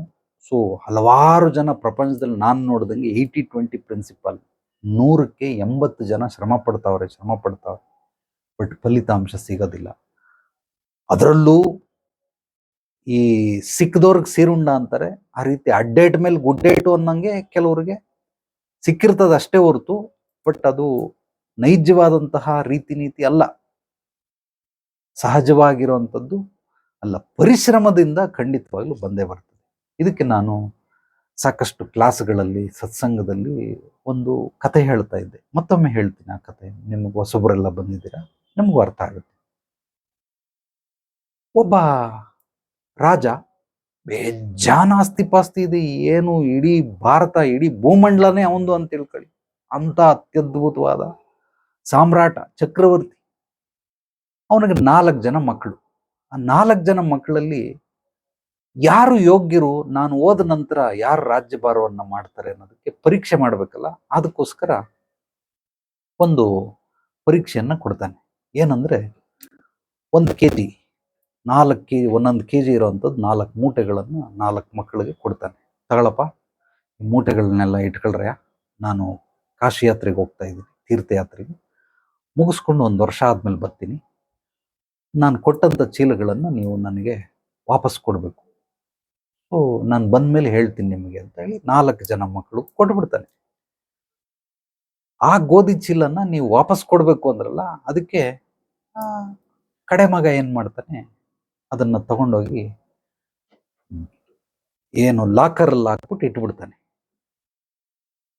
ಸೊ ಯಾಕೆಂದ್ರೆ ಅಪ್ಪ ಕೇಳ್ತಾವ್ರೆ, ಅದಕ್ಕೆ ಕೊಡ್ಬೇಕು ಅಂದ್ಬಿಟ್ಟು ಲಾಕರ್ ಹಾಕ್ಬಿಟ್ಟು ಕಬ್ಬಿಣದ ಡೋರ್ ಹಾಕ್ಬಿಟ್ಟು ಮುಚ್ಬಿಟ್ಟು ಖಜಾನೆಯಲ್ಲಿ ಇಟ್ಬಿಡ್ತಾನೆ. ಈ 2ನೇ ಮಗ ಏನ್ ಮಾಡ್ತಾನೆ, ಅವನು ಎತ್ಕೊಂಡು ಹೋಗ್ಬಿಟ್ಟು, ಇದನ್ನ ನಮ್ಮ ಹತ್ರ ಇದ್ರೆ ಎಲ್ಲಿ ಇರ್ತದೆ ವಾಪಸ್ ಕೊಡೋದಕ್ಕೆ, ಒಂದು ಕೆಲಸ ಮಾಡ್ತೀನಿ, ಹೋಗಿ ಬಡವ್ರಿಗೆ ಹಂಚ್ಬಿಡ್ತೀನಿ, ಆಮೇಲೆ ಬೇಕಾದ ಕೊಡ್ರಯ್ಯ ನನಗೆ ಅಂತ ಅಂದ್ಬಿಟ್ಟು ಅದನ್ನ ತಗೊಂಡೋಗಿ ಬಡವ್ರಿಗೆ ಕೊಟ್ಬಿಡ್ತಾನೆ. ಅವ್ರು ರೊಟ್ಟಿ ಗಿಟ್ಟಿ ಮಾಡ್ಕೊಂಡು ತಿನ್ಬಿಡ್ತಾರೆ. ಇನ್ನು 3ನೇ ಮಗ ಏನ್ ಮಾಡ್ತಾನೆ, ತಗೊಂಡೋಗಿ ಎಲ್ಲ ಚೆಲ್ಬಿಡ್ತಾನೆ, ಬೆಟ್ಟದ ಮೇಲೆ ನಿಂತ್ಕೊಂಡು ಎಲ್ಲ ಗೋಧಿ ಚೆಲ್ಬಿಡ್ತಾನೆ. ಯಾಕೆಂದ್ರೆ ಏನ್ ಪ್ರಪಂಚದಲ್ಲಿ ಎಷ್ಟೊಂದು ಮರ ಗಿಡಗಳವೆ, ಯಾವುದೋ ಒಂದು ಬೆಳ್ಕತ್ತವ ಬಿಡು ಅಂತ ಅಂದ್ಬಿಟ್ಟು ಹಾಕ್ಬಿಡ್ತಾನೆ. ಸೊ 4ನೇ ಮಗ ಏನ್ ಮಾಡ್ತಾನೆ, ರೈತನ ಹತ್ರ ಹೋಗ್ತಾನೆ, ಕೇಳ್ತಾನೆ, ಅಯ್ಯ ಇದು ಗೋಧಿ ಐತಲ್ಲ, ಇದನ್ನ ಹೆಂಗೆ ನಾವು ಗಿಡ ಮಾಡೋದು ಏನು ಅಂತ, ಅದಕ್ಕೊಂದು ಜಮೀನ್ ಬೇಕು ಬುದ್ಧಿ, ಆ ಜಮೀನ ಮಣ್ಣು ಪರೀಕ್ಷೆ ಮಾಡ್ಬೇಕು ಬುದ್ಧಿ. ಸೊ ಮಣ್ಣನ್ನ ಇದರಲ್ಲಿ ಏನ್ ಬೆಳಿಬೋದು ಅಂದ್ರೆ ರಾಗಿನ, ಭತ್ತನ, ಸೊ ಕಬ್ಬ, ಸೊ ಇದರಲ್ಲಿ ಟೊಮೊಟೊ, ತರಕಾರಿ, ಹಣ್ಣು, ಮರ, ಗಿಡ ಏನ್ ಬೆಳಿಬೇಕು ನೋಡ್ಕೊಂಡು ಆ ಮಣ್ಣು ಪರೀಕ್ಷೆ ಮಾಡಿದ ನಂತರ ಇಂಥ ಬೆಳೆ ಬೆಳಿಬೋದು ಅಂತ ಗೊತ್ತಾಗುತ್ತೆ. ಅಂತ ಬೆಳೆ ಹಾಕದಕ್ಕಿಂತ ಮುಂಚೆ ಅದನ್ನ ಈ ಕಲ್ಲು ಮಣ್ಣೆಲ್ಲ ಸಪ್ರೇಟ್ ಮಾಡ್ಬೇಕಂದ್ರೆ ಉಳ್ಬೇಕು, ಉಳ್ಬಿಟ್ಟು ಕಲ್ಲು ಮಣ್ಣೆಲ್ಲ ಸಪ್ರೇಟ್ ಮಾಡಬೇಕು. ಅದಾದ್ಮೇಲೆ ಬೀಜ ಬಿತ್ತನೆ ಮಾಡಬೇಕು, ಬಿತ್ತನೆ ಮಾಡಿದ್ಮೇಲೆ ಅದಕ್ಕೆ ಗೊಬ್ಬರ ಹಾಕ್ಬೇಕು, ಸೊ ಅದಕ್ಕೆ ನೀರು ಹಾಯಿಸ್ಬೇಕು, ಅಥವಾ ನ್ಯಾಚುರಲ್ ಆಗಿ ಏನಾದರೂ ಮಳೆ ಬಂದರೆ ದೈವ ದತ್ತದಿಂದ ಇಂತಿಂಥ ಮಳೆಗಳು ಬರ್ತವೆ ವರ್ಷದಲ್ಲಿ, ಅಂಥ ಸಮಯ ನೋಡ್ಕೊಂಡು ಹಾಕ್ಬೇಕು. ಇದೆಲ್ಲ ಆದಮೇಲೆ ನಾವು ಕಾವಲು ಕಾಯ್ಬೇಕು ಅದಕ್ಕೆ. ಸೊ ಪ್ರಾಣಿ ಪಕ್ಷಿಗಳು ಇವೆಲ್ಲ ತಿನ್ಕೊಂಡು ಹೋಗ್ಬಿಡ್ತು, ಅದಕ್ಕೆ ಕಾವಲು ಕಾಯ್ಬೇಕು. ಇದೆಲ್ಲ ಆದರೆ ನಮಗೆ ನೀವೇನು ಹಾಕಿದ್ದೀರ 1 ಕೆಜಿ, ಇದರಿಂದ 100 ಕೆಜಿ ಬೇಕಾದ್ರೂ ಮಾಡಬಹುದು ಅಂತಾನೆ 4ನೇ ಮಗ ಆ ರೈತನ ಮಾರ್ಗದರ್ಶನವನ್ನ ತಗೊಂಡು ಮಾಡ್ತಾನೆ. ಅದಾದ ನಂತರ ಮಹಾರಾಜ ಬರ್ತಾನೆ, ಚಕ್ರವರ್ತಿ ಬಂದ ಮೇಲೆ ಮೊದಲನೇವನು ಕೇಳ್ತಾನೆ, ಏನಪ್ಪ ಏನಯ್ಯ ಮಾಡಿದೆ, ನಾನು ಕೊಟ್ಟಿದ್ನಲ್ಲ, ಬನ್ನಿ ತೋರಿಸ್ತೀನಿ ಅಂದ್ಬಿಟ್ಟು ತೆಗಿತಾನೆ, ಎಲ್ಲ ಬೂದಿ ಆಗ್ಬಿಟ್ಟಿರ್ತದೆ, ಅಂದ್ರೆ ಅಳಸೋಗ್ಬಿಟ್ಟಿರುತ್ತೆ, ಬೂಸ್ಟ್ ಹಿಡಿದ್ಬಿಟ್ಟು ಎಲ್ಲ ಪುಡಿ ಆಗ್ಬಿಟ್ಟಿರ್ತದೆ. ಸೊ 2ನೇ ಮಗನ್ ಕೇಳ್ತಾನೆ, ನಾನು ಬಡವ್ರಿಗೆ ದಾನ ಮಾಡ್ಬಿಟ್ಟೆ ಅಂತಾನೆ, ಒಳ್ಳೇದಾಯ್ತು. 3ನೇ ಮಗನ್ ಕೇಳ್ತಾನೆ, ಎಲ್ಲ ಬನ್ನಿ ಅಂದ್ಬಿಟ್ಟು ಕಾಡಿಗೆ ಕರ್ಕೊಂಡು ನೋಡಿ, ಎಲ್ಲ ಇಲ್ಲಿ ಎಸ್ತೆ ಅಂತ, ಎಲ್ಲ 1-2 ಗಿಡಗಳು ಬಂದಿರ್ತವೆ, ಅದು ಪ್ರಾಣಿ ಪಕ್ಷಿಗಳು ತಿನ್ಕೊಂಡು ಹೋಗ್ಬಿಟ್ಟಿರ್ತವೆ. 4ನೇ ಮಗನ್ ಕೇಳ್ತಾನೆ, ಅವನು ಕರ್ಕೊಂಡೋಗಿ ದೊಡ್ಡದಾಗಿ 1 ವರ್ಷದಲ್ಲಿ 2-3 ಬೆಳೆ ಬೆಳೆದ್ಬಿಟ್ಟಿರ್ತವೆ, ನೀವು ಕೊಟ್ಟಿದ್ದು 1 ಕೆಜಿ, ನಾನು ಅದನ್ನ 100 ಕೆಜಿ ಮಾಡಿಟ್ಟಿದ್ದೀನಿ ನೋಡಿ, ಇನ್ನೂ ಬೆಳೆ ಅತ್ಯದ್ಭುತವಾಗಿ ಬೆಳೀತಾ ಇದೆ. ಸೊ ಇದರ ಅರ್ಥ ಏನು, ಕಥೆಯ ಅರ್ಥ, ಸಾರಾಂಶ ಏನು, ಯಾರು ಮಾರ್ಗದರ್ಶನವನ್ನ ಪಡ್ಕೊಳ್ತಾರೆ, ಇವನ ಜೀವನ ಸಾರ್ಥಕಮಯವಾಗಿರ್ತದೆ. ಕೇವಲ ಇವನ ಜೀವನ ಮಾತ್ರ ಅಲ್ಲ, ಇವನ ಕುಟುಂಬ, ಇವನಿರುವಂತಹ ಸ್ಥಳ ಅಂದ್ರೆ ಊರು, ಇವನಿರುವಂಥ ನಾಡು, ಇವನಿರುವಂಥ ದೇಶ, ಎಲ್ಲದಕ್ಕಿಂತ ಹೆಚ್ಚಾಗಿ ನಿಸರ್ಗ, ಇಡೀ ಭೂಮಂಡಲ ಇಂಥವ್ರನ್ನ ಸಾಕುತ್ತೆ, ಇಂಥವ್ರನ್ನ ಬೆಳೆಸುತ್ತೆ, ಇಂಥವ್ರಿಗೆ ಆಶೀರ್ವಾದ ಮಾಡುತ್ತೆ, ಇಂಥವ್ರಿಗೆ ಶಕ್ತಿ ಚೈತನ್ಯವನ್ನು ಪ್ರಾಪ್ತಿ ಮಾಡುತ್ತೆ. ಈ 3 ಜನ ಏನ್ ಮಾಡಿದ್ರು, ಮುಟ್ಟಾಳ ತಗೊಂಡೋಗಿ ಇಟ್ಟ, ಕೊಟ್ಟವನು ಕೊಟ್ಟಿದ್ದು ತನಗೆ, ಬಚ್ಚಿಟ್ಟಿದ್ದು ಪರರಿಗೆ ಅಂತ, ಕೊಟ್ಟಿದ್ದನ್ನ ತನಗೆ, ಬಚ್ಚಿಟ್ಟಿದ್ದು ಪರರಿಗೆ. ಬಚ್ಚಿಟ್ಟ, ಎಲ್ಲ ಕೊಳ್ತೋಯ್ತು, ಎಲ್ಲ ಪುಡಿ ಆಗೋಯ್ತು, ಬೂದಿ ಆಗೋಯ್ತು. ಇನ್ನೊಬ್ಬ ದಾನ ಮಾಡ್ದ, ಅದು ಒಂದು ರೀತಿ ಒಳ್ಳೇದೆ. ಯಾರೋ ಬಡವ್ರಿಗೆ ಉಪಯೋಗ ಆಯ್ತು.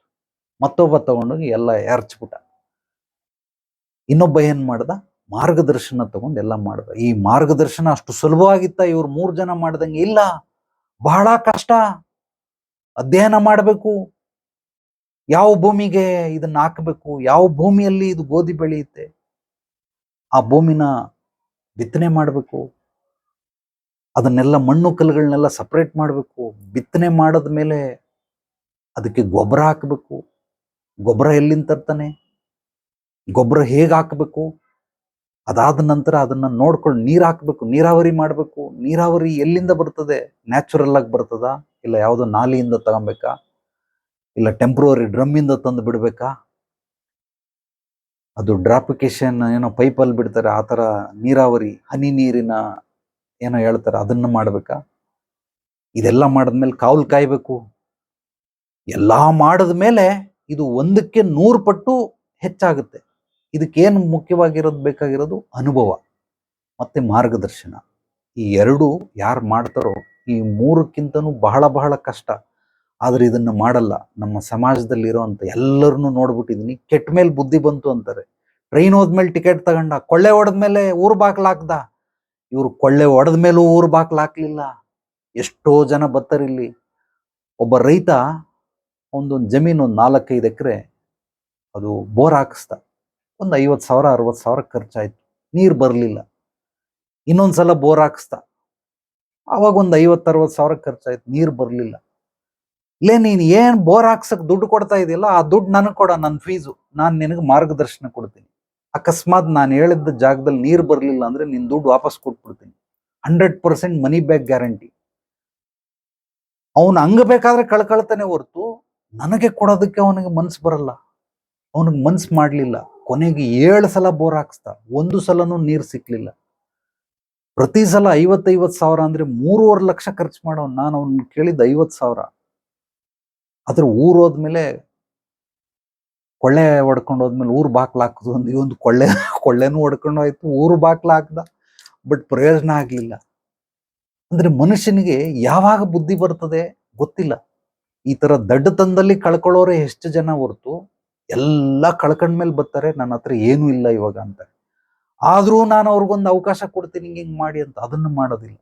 ಒಂದು ಚೆನ್ನಾಗಿ ತಿಳ್ಕೊಳ್ಳಿ, ಯಾವುದೇ ನಿಮ್ಮ ಸಮಸ್ಯೆಗಳು ಬಗೆಹರಿಬೇಕಾದ್ರೆ ಮೊದಲು ನಿಮ್ಮ ಹತ್ರ ಜಮೀನಿದೆ, ಆ ಜಮೀನಲ್ಲಿ ಏನ್ ಬೇಕಾದ್ರೂ ಬೆಳಿಬೋದು. ಒಂದು 10 ಎಕರೆ ಇದೆ, ಆ 10 ಎಕರೆಗೆ ಬೆಳಿಬೇಕಂದ್ರೆ ಮೊದಲು ಬೀಜಕ್ಕೆ ಇನ್ವೆಸ್ಟ್ ಮಾಡಬೇಕು. ಚೆನ್ನಾಗಿ ತಿಳ್ಕೊಳ್ಳಿ, ಯಾರು ಬೀಜಕ್ಕೆ ಇನ್ವೆಸ್ಟ್ ಮಾಡಕ್ ನನ್ನ ಹತ್ರ ಅದಕ್ಕೂ ದುಡ್ಡಿಲ್ಲ ಅಂತಾನೆ, ಅವನ ಹತ್ರ 10 ಎಕರೆ ಇಲ್ಲ 1000 ಎಕರೆ ಇದ್ರೂ ನಯಾ ಪೈಸದ ಉಪಯೋಗ ಇಲ್ಲ, ಒಂದು ಕೂದ್ಲಿಗೂ ಸಮಾನ ಇಲ್ಲ. ಅದು ಬೀಜಕ್ಕೆ ನಿನ್ನ ಹತ್ರ ದುಡ್ಡಿಲ್ಲ ಅಂತಂದ್ಮೇಲೆ ನಿನ್ನ ಹತ್ರ 10 ಎಕರೆ ಇದ್ರೇನು, 1000 ಎಕರೆ ಇದ್ರೆ, 1,00,000 ಎಕರೆ ಇದ್ರೇನು, ಇಡೀ ಊರೇ ಇದ್ರೇನು, ಏನು ಪ್ರಯೋಜನ ಇಲ್ಲ. ಬೀಜಕ್ಕೆ ಇನ್ವೆಸ್ಟ್ಮೆಂಟ್ ಮಾಡದಿದ್ರು ನಿನಗೆ ಏನ್ ಕಿತ್ತಾಕಿದ್ರು ಏನೂ ಮಾಡೋದಕ್ಕೆ ಸಾಧ್ಯವಾಗೋದಿಲ್ಲ. ಆದ್ರಿಂದ ಮಾರ್ಗದರ್ಶನ, ಅನುಭವ, ಇದು 2 ನಮ್ಮ ಜೀವನವನ್ನ ಅತ್ಯದ್ಭುತವಾಗಿ ರೂಪಾಂತರಣಗೊಳಿಸುತ್ತೆ. ಈಗ ಈ 4 ಜನದಲ್ಲಿ ನೀವು ಚೆನ್ನಾಗಿ ತಿಳ್ಕೊಳ್ಳಿ, 3 ಜನ ಏನ್ ಮಾಡಿದ್ರು, ಇಡೀ ಸಮಾಜ ಎಲ್ಲ ಅದನ್ನೇ ಮಾಡ್ತಾ ಇರೋದು. ಅವನ ಬುದ್ಧಿಯಿಂದ, ಅವನ ಜ್ಞಾನದಿಂದ ಅವನೇ ಹುಡ್ಕೊಂಡು ಈ ಪರಿಹಾರ, ಅವನಿಗೆ ಬೇಕಾಗಿರುವಂತ ಸಮಸ್ಯೆಗೆ ಪರಿಹಾರ ಒಬ್ಬನ ಹತ್ರ ಇರ್ತದೆ, 100ರಲ್ಲಿ ಒಬ್ಬನ ಹತ್ರ ಇರ್ತದೆ. ಬಟ್ ಆ ಒಬ್ಬ ಯಾರು ಅಂತ ಗೊತ್ತಿಲ್ಲ. ಹುಡ್ಕೊಂಡು 10 ರೂಪಾಯಿಲಿ ಆಗೋ ಕೆಲಸನ 100 ರೂಪಾಯಿ ಮಾಡ್ಕೊಂಡಿರ್ತಾನೆ, 1000 ರೂಪಾಯಿ ಮಾಡ್ಕೊಂಡಿರ್ತಾನೆ, 1,00,000 ರೂಪಾಯಿ ಮಾಡ್ಕೊಂಡಿರ್ತಾನೆ, ಕೋಟಿ ರೂಪಾಯಿ ಮಾಡ್ಕೊಂಡಿರ್ತಾನೆ 10 ರೂಪಾಯಿಲಿ ಆಗೋ ಕೆಲಸ. ಬಟ್ ಅದು ಆಗಿರೋದಿಲ್ಲ. ಕೋಟಿನಾದ್ರೂ ಖರ್ಚಾಗ್ಲಿ ಪರವಾಗಿಲ್ಲ, ತೊಂದರೆ ಇಲ್ಲ. ಕೋಟಿ ಖರ್ಚು ಮಾಡಿದ್ರು ಏನ್ ತೊಂದರೆ ಇಲ್ಲ. ಬಟ್ ಆಯ್ತಾ, ಪರಿಹಾರ ಸಿಕ್ಕಿಲ್ಲ. ಯಾಕೆ ಸಿಕ್ಕಿಲ್ಲ? ಹುಡುಕು, ಇನ್ನು ಜೀವನ ನಿನಗೆ ಚೆನ್ನಾಗಿದೆ, ರಕ್ತ, ಬಿಸಿ ರಕ್ತ, ವಯಸ್ಸಿದೆ, ಶಕ್ತಿ ಇದೆ ದೇಹದಲ್ಲಿ, ಹಂಗಾಗಿ ಹುಡ್ಕೊಂಡು ಈಗ ಒಂದು 7 ಸಲ ಆಯ್ತು ನಿಲ್ಲಿಸ್ಬಿಟ್ಟ, ಬೋರ್ ಹಾಕ್ಸ್ಲಿಲ್ಲ. ಕೊನೆಗೆ ಒಂದು ಅದ್ಭುತವಾದ ಪರಿಹಾರ ಹುಡ್ಕಂಡ. ಏನ್ ಪರಿಹಾರ? ಅದೊಂದು 7 ಎಕರೆನ ಮಾರ್ಬಿಟ್ಟ. ಅಟ್ಲೀಸ್ಟ್ ನೀರ್ದು ಬಿಡ್ಲಿಲ್ಲ, ಅಟ್ಲೀಸ್ಟ್ ಮುಂದಿನ ಭವಿಷ್ಯದಾದ್ರೂ ಕೇಳ್ಬೇಕಾಯ್ತು, ಗುರುಗಳೇ ನಾನು ಹಿಂಗ್ ಮಾಡ್ತಾ ಇದ್ದೀನಿ, ಅದನ್ನು ಮಾಡ್ಲಿಲ್ಲ. 7 ಎಕರೆ ಮಾರ್ಬಿಟ್ಟು ಒಂದಷ್ಟು ಸಾಲ ಇತ್ತು, ಒಂದು 2 ಎಕರೆ ದುಡ್ಡನ್ನು ಸಾಲ ತೀರಿಸ್ಬಿಟ್ಟ. ಒಂದು ಸ್ವಲ್ಪ ಮನೆ ಎಲ್ಲ ಹಳೆ ಮನೆ ಇತ್ತು, ಅದನ್ನೆಲ್ಲ ಕಟ್ಟಿಸ್ಕೊಂಡ, ಮನೆಗಿನೇ ಎಲ್ಲ ಕಟ್ಟಿಸ್ಕೊಂಡ, ಸ್ವಲ್ಪ ಕಾರ್ ಗೀರ್ ತಗೊಂಡ, ಶೋಕಿ ಮಾಡ್ದ. ಒಂದಷ್ಟು ಫ್ರೆಂಡ್ ಸರ್ಕಲ್ ಆಯಿತು, ಸ್ವಲ್ಪ ದುರಭ್ಯಾಸಗಳನ್ನು ಕಲ್ತ್ಕೊಂಡು ಇರೋ ದುಡ್ಡನ್ನೆಲ್ಲ ಖಾಲಿ ಮಾಡ್ಕೊಂಡ, ಮನೇನ ಅಡ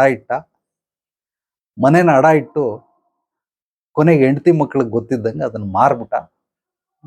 ಅವನ್ ಸ್ವಂತ ಮನೆಗೆ ಬಾಡಿಗೆ ಕೊಡಂಗಾಯ್ತು. ಬಾಡಿಗೆನೂ ಕೊಡಕ್ ಗತಿ ಇಲ್ಲದಿದ್ದಾಗ ಮಕ್ಕಳು ಏನ್ ಮಾಡ್ದೆ ಹಂಗೆ ಹಿಂಗೆ ಅಂತೇಳಿ ವಯಸ್ಸಿಗೆ ಬಂದ್ರು. ಮಕ್ಕಳು, ಸೊಸೆ, ಅಳಿಯಂದಿರು ಎಲ್ಲ ಕೇಳಕ್ ಶುರು ಮಾಡಿದ್ರು. ಆಮೇಲೆ ಒಂದೊಂದಾಗಿ ಹೇಳ್ದ. ಈಗ 7 ಎಕರೆ ಮಾರಿದ ದುಡ್ಡಲ್ಲಿ 1 ರೂಪಾಯಿ ಅವನ ಹತ್ರ ಇಲ್ಲ. ಅವನೇನೋ ಹೆಂಡತಿಗೆ ಒಂದು 100 ಗ್ರಾಮ್ ಚಿನ್ನ ಕೊಡ್ಸವನೆ, 1-2 ವಾಲೆ ಕೊಡ್ಸವನೆ, ಒಂದು 150 ಗ್ರಾಮ್ ಚಿನ್ನ ಬಿಟ್ರೆ ಅವನ ಜೀವನದಲ್ಲಿ ಏನೂ ಇಲ್ಲ. ಸೊ ಹೇಳಿದ್ದನ್ನ ಕೇಳೋದಿಲ್ಲ. ಅಂದ್ರೆ ಇವರೆಲ್ಲ ಏನು ಅಂತಂದ್ರೆ 100 ರೂಪಾಯಿ ಪಡ್ಕೊಳ್ಳೋದಕ್ಕೋಸ್ಕರ 1000 ರೂಪಾಯಿ, 1,00,000 ರೂಪಾಯಿ ಖರ್ಚು ಮಾಡುವಂತ ಅತಿ ಬುದ್ಧಿವಂತರು ನಮ್ಮ ಸಮಾಜದ ನಡುವೆ ಬೇಜಾನ್ ಜನಗಳಿದ್ದಾರೆ. ಆದ್ರಿಂದ ಬ್ರಹ್ಮ, ವಿಷ್ಣು, ಮಹೇಶ್ವರ ಇದನ್ನೆಲ್ಲರೂ ದಯಮಾಡಿ ಇನ್ನೊಮ್ಮೆ ನೋಡಿ. ಈ ವಿಡಿಯೋನ ನಾನು ನಾಳೆ ನಿಮಗೆ ಯೂಟ್ಯೂಬಲ್ಲಿ ಹಾಕಿರ್ತೀನಿ, ಅದನ್ನ ಲಿಂಕನ್ನು ಕಳಿಸ್ತೀನಿ. ಮತ್ತೊಮ್ಮೆ ನೋಡಿ, ಕುತ್ಕೊಂಡು ನೋಡಿ. ದಯವಿಟ್ಟು ನನ್ನನ್ನು ನಾನು ಪ್ರಮೋಟ್ ಮಾಡ್ಕೊಳ್ತಾ ಇದ್ದೀನಿ ಅಂತ ಅನ್ಕೊಂಬೇಡಿ, ತಪ್ಪು ತಿಳ್ಕೊಂಬೇಡಿ. ಜ್ಞಾನ ಯಾರಪ್ಪನ ಮನೆ ಸೊತ್ತು ಅಲ್ಲ. ಎಲ್ಲರಿಗೂ, ಪ್ರತಿಯೊಬ್ಬರಿಗೂ ಹೇಗೆ ನಮಗೆ ಪಂಚಭೂತಗಳು, ಭೂಮಿ, ಜಲ, ವಾಯು, ಅಗ್ನಿ, ಆಕಾಶ ಇದೆಲ್ಲ ಇದೆ, ಅದೇ ರೀತಿ ಜ್ಞಾನನೂ ಕೂಡ ಪ್ರತಿಯೊಬ್ಬರಿಗೂ ಅನ್ವಯಿಸ್ಬೇಕಾಗಿರೋದು. ಯಾವುದೋ ಕುತ್ಕೊಂಡು ಒಂದು ಸಿನಿಮಾ ನೋಡೋ ಬದಲು ಏನೂ ಪ್ರಯೋಜನ ಇಲ್ಲ. ಸಿನಿಮಾ ನೋಡಿ ನಿಮ್ಮ ತಲೆ ಕೆಡ್ತದೆ. ಬಟ್ ಇಂಥ ವಿಚಾರಗಳನ್ನು ನೀವು ನೋಡಿದ್ರೆ ನಿಮಗೆ ಒಂದಷ್ಟು ಜ್ಞಾನೋದಯ ಆಗುತ್ತೆ. ಮುಂದಿನ ಜೀವನದಲ್ಲಿ ನಡೆಯುವಂಥ ಅವಘಡಗಳನ್ನು, ಅಡೆತಡೆಗಳನ್ನು, ಕುಂದುಕೊರತೆಗಳನ್ನು ತಪ್ಪಿಸ್ಕೊಳ್ಳೋದಕ್ಕೆ ಇದೊಂದು ಅತ್ಯದ್ಭುತವಾದಂಥ ಸೂತ್ರವಾಗುತ್ತೆ. ಇದೊಂದು ನಿಮಗೆ ಒಂದು ಸೇತುವೆ ಆಗುತ್ತೆ ನಿಮ್ಮ ಜೀವನಕ್ಕೆ. ಆದ್ದರಿಂದ ಮತ್ತೊಮ್ಮೆ ನೋಡೋದನ್ನ ನೀವು ಚೆನ್ನಾಗಿ ತಿಳ್ಕೊಳ್ಳಿ. ಬ್ರಹ್ಮ, ನೀವು ಏನೇ ಕೆಲಸ ಮಾಡಿದ್ರು ನಿಮಗೆ ಸಂಬಳ, ಎಲ್ಲ ತಿಂಗಳಿಗೆ ಸಂಬಳ ಮಾಡಿದ್ದೀರಾ, ಆ ಸಂಬಳ ಬಂದು ನಿಮ್ಮ ಕೈಗೆ ಸೇರ್ಬೇಕಲ್ಲ. ಲಾಕ್ಡೌನ್ ಪೀರಿಯಡಲ್ಲಿ ಪಾಪ ಎಷ್ಟೋ ಜನಕ್ಕೆ ಸಂಬಳನೇ ಬಂದಿಲ್ಲ. ಹೇಗೆ ಜೀವನ ಮಾಡಿರಿ? ಲಾಕ್ಡೌನ್ ಬಿಟ್ಬಿಡಿ, ಬಾಕಿ ಸಮಯದಲ್ಲಿ ಕೆಲಸ ಮಾಡೋರ್ ಗತಿ, ಕೂಲಿ ಕೆಲಸ ಮಾಡ್ತಾನೆ ಪಾಪ, ಸಂಬಳ ಬಂದಿಲ್ಲ. ಅವ್ರದ್ದೇನೋ ಯಾರ್ದೋ ಮನೆ ಪ್ರಾಬ್ಲಮ್, ಯಾರೋ ಸತ್ತೋದ್ರಂತೆ, ಅದಕ್ಕೋಸ್ಕರ ಕೊಟ್ಟಿಲ್ಲ. ಬಟ್ ಈಗ ಕೊಟ್ಟಿಲ್ಲ ಅಂದ್ರಪ್ಪ ಇವನು ಹೆಂಗ್ ಜೀವನ ಮಾಡೋದು? ಕೂಲಿ ಕೆಲಸ ಮಾಡೋನು. ಆದ್ರಿಂದ ನೀವು ಏನೇನು ಕೆಲಸ ಮಾಡ್ತಾ ಇದ್ದೀರಾ, ನೀವು ಏನೇನು ವ್ಯಾಪಾರ ಮಾಡ್ತಾ ಇದ್ದೀರಾ, ಆ ದುಡ್ಡು ನಿಮ್ಮ ಕೈಗೆ ಬರಲಿಲ್ಲ ಅಂದ್ರೆ ಬ್ರಹ್ಮ ತಲುಪಲಿಲ್ಲ ನಿಮಗೆ. ಆ ಬ್ರಹ್ಮ ತಲುಪಬೇಕಾದ್ರೆ 3 ಎಕ್ಸಾಮ್ ತಲುಪ್ತು. ಈಗ ಅದನ್ನು ನೀವು ಅನುಭವಿಸ್ಬೇಕು. ಆ ಅನುಭವಿಸೋದಕ್ಕೆ 6 ಎಕ್ಸಾಮ್ ಬರೀಬೇಕು. 6 ಎಕ್ಸಾಮ್ ಪರೀಕ್ಷೆಗಳು ಬರೆದ್ರೆ ನೀವು ಅನುಭವಿಸ್ತೀರ, ಇಲ್ಲ ಅಂದ್ರೆ ಅದು ಬೇರೆಯವರು ಅನುಭವಿಸ್ತಾರೆ. ಇದಾದ ನಂತರ ನೆಕ್ಸ್ಟ್ ನೀವು ಮಹೇಶ್ವರ, ಈ ಅನುಭವಿಸಿ ಉಳಿದಿರೋಂಥದ್ದನ್ನ ನೀವು ಬೆಳೆಸ್ಬೇಕು. ಮತ್ತೆ ಈ ಬೆಳೆಸೋದಕ್ಕೆ 9 ಎಕ್ಸಾಮ್. ಇದೆಲ್ಲವೂ ಕೂಡ ಈಗ ನಾನು ನಿಮಗೆ ಹೇಳ್ಕೊಟ್ಬಿಡಿ ಗುರೂಜಿ ಇದನ್ನ ಅಂತಂದ್ರೆ ಖಂಡಿತವಾಗ್ಲೂ ಹೇಳೋಕ್ಕಾಗೋದಿಲ್ಲ. ಪ್ರತಿಯೊಬ್ಬರಿಗೂ ಬೇರೆ ಬೇರೆ ಮೆಡಿಸನ್. ಹಂಗಾಗಿ ನೀವು ನೇರವಾಗಿ ಬಂದು ಭೇಟಿ ಮಾಡಿ. ನಿಮ್ದು ಎಂಥದ್ದೇ ಸಮಸ್ಯೆಗಳಿದ್ರೂ ಪರವಾಗಿಲ್ಲ, ಪೂರ್ವಾಪರಗಳನ್ನು ತಿಳಿದೇನೆ ನಿಮ್ಮ ಸಮಸ್ಯೆಗಳಿಗೆ ಪರಿಹಾರ ಕೊಡೋದಕ್ಕೆ ಸಾಧ್ಯವಿಲ್ಲ. ಸಮಸ್ಯೆಗಳು ಬ್ರಹ್ಮ, ಸಮಸ್ಯೆಗೆ ಕಾರಣ ವಿಷ್ಣು, ಸಮಸ್ಯೆಗೆ ಪರಿಹಾರ ಮಹೇಶ್ವರ. ಇಲ್ಲಿ ಬ್ರಹ್ಮನಿಂದ ಡೈರೆಕ್ಟ್ ಮಹೇಶ್ವರನ್ಗೆ ಕನೆಕ್ಷನ್ ಇಲ್ಲ. ಸೇತುವೆ, ಒಂದು ನದಿ ದಾಟಬೇಕಂದ್ರೆ ನಮಗೆ ಒಂದು ಸೇತುವೆ ಬೇಕು, ಅಥವಾ ಒಂದು ಬೋಟ್ ಆದರೂ ಬೇಕು, ಇಲ್ಲ ಅಟ್ಲೀಸ್ಟ್ ಕಡೆ ಪಕ್ಷ ಈಜಾದ್ರೂ ಕಲ್ತಿರ್ಬೇಕು. ನಾನು ಈ ದಡದಿಂದ ಆ ದಡಕ್ಕೆ ಹೋಗ್ತೀನಿ ಅಂತ.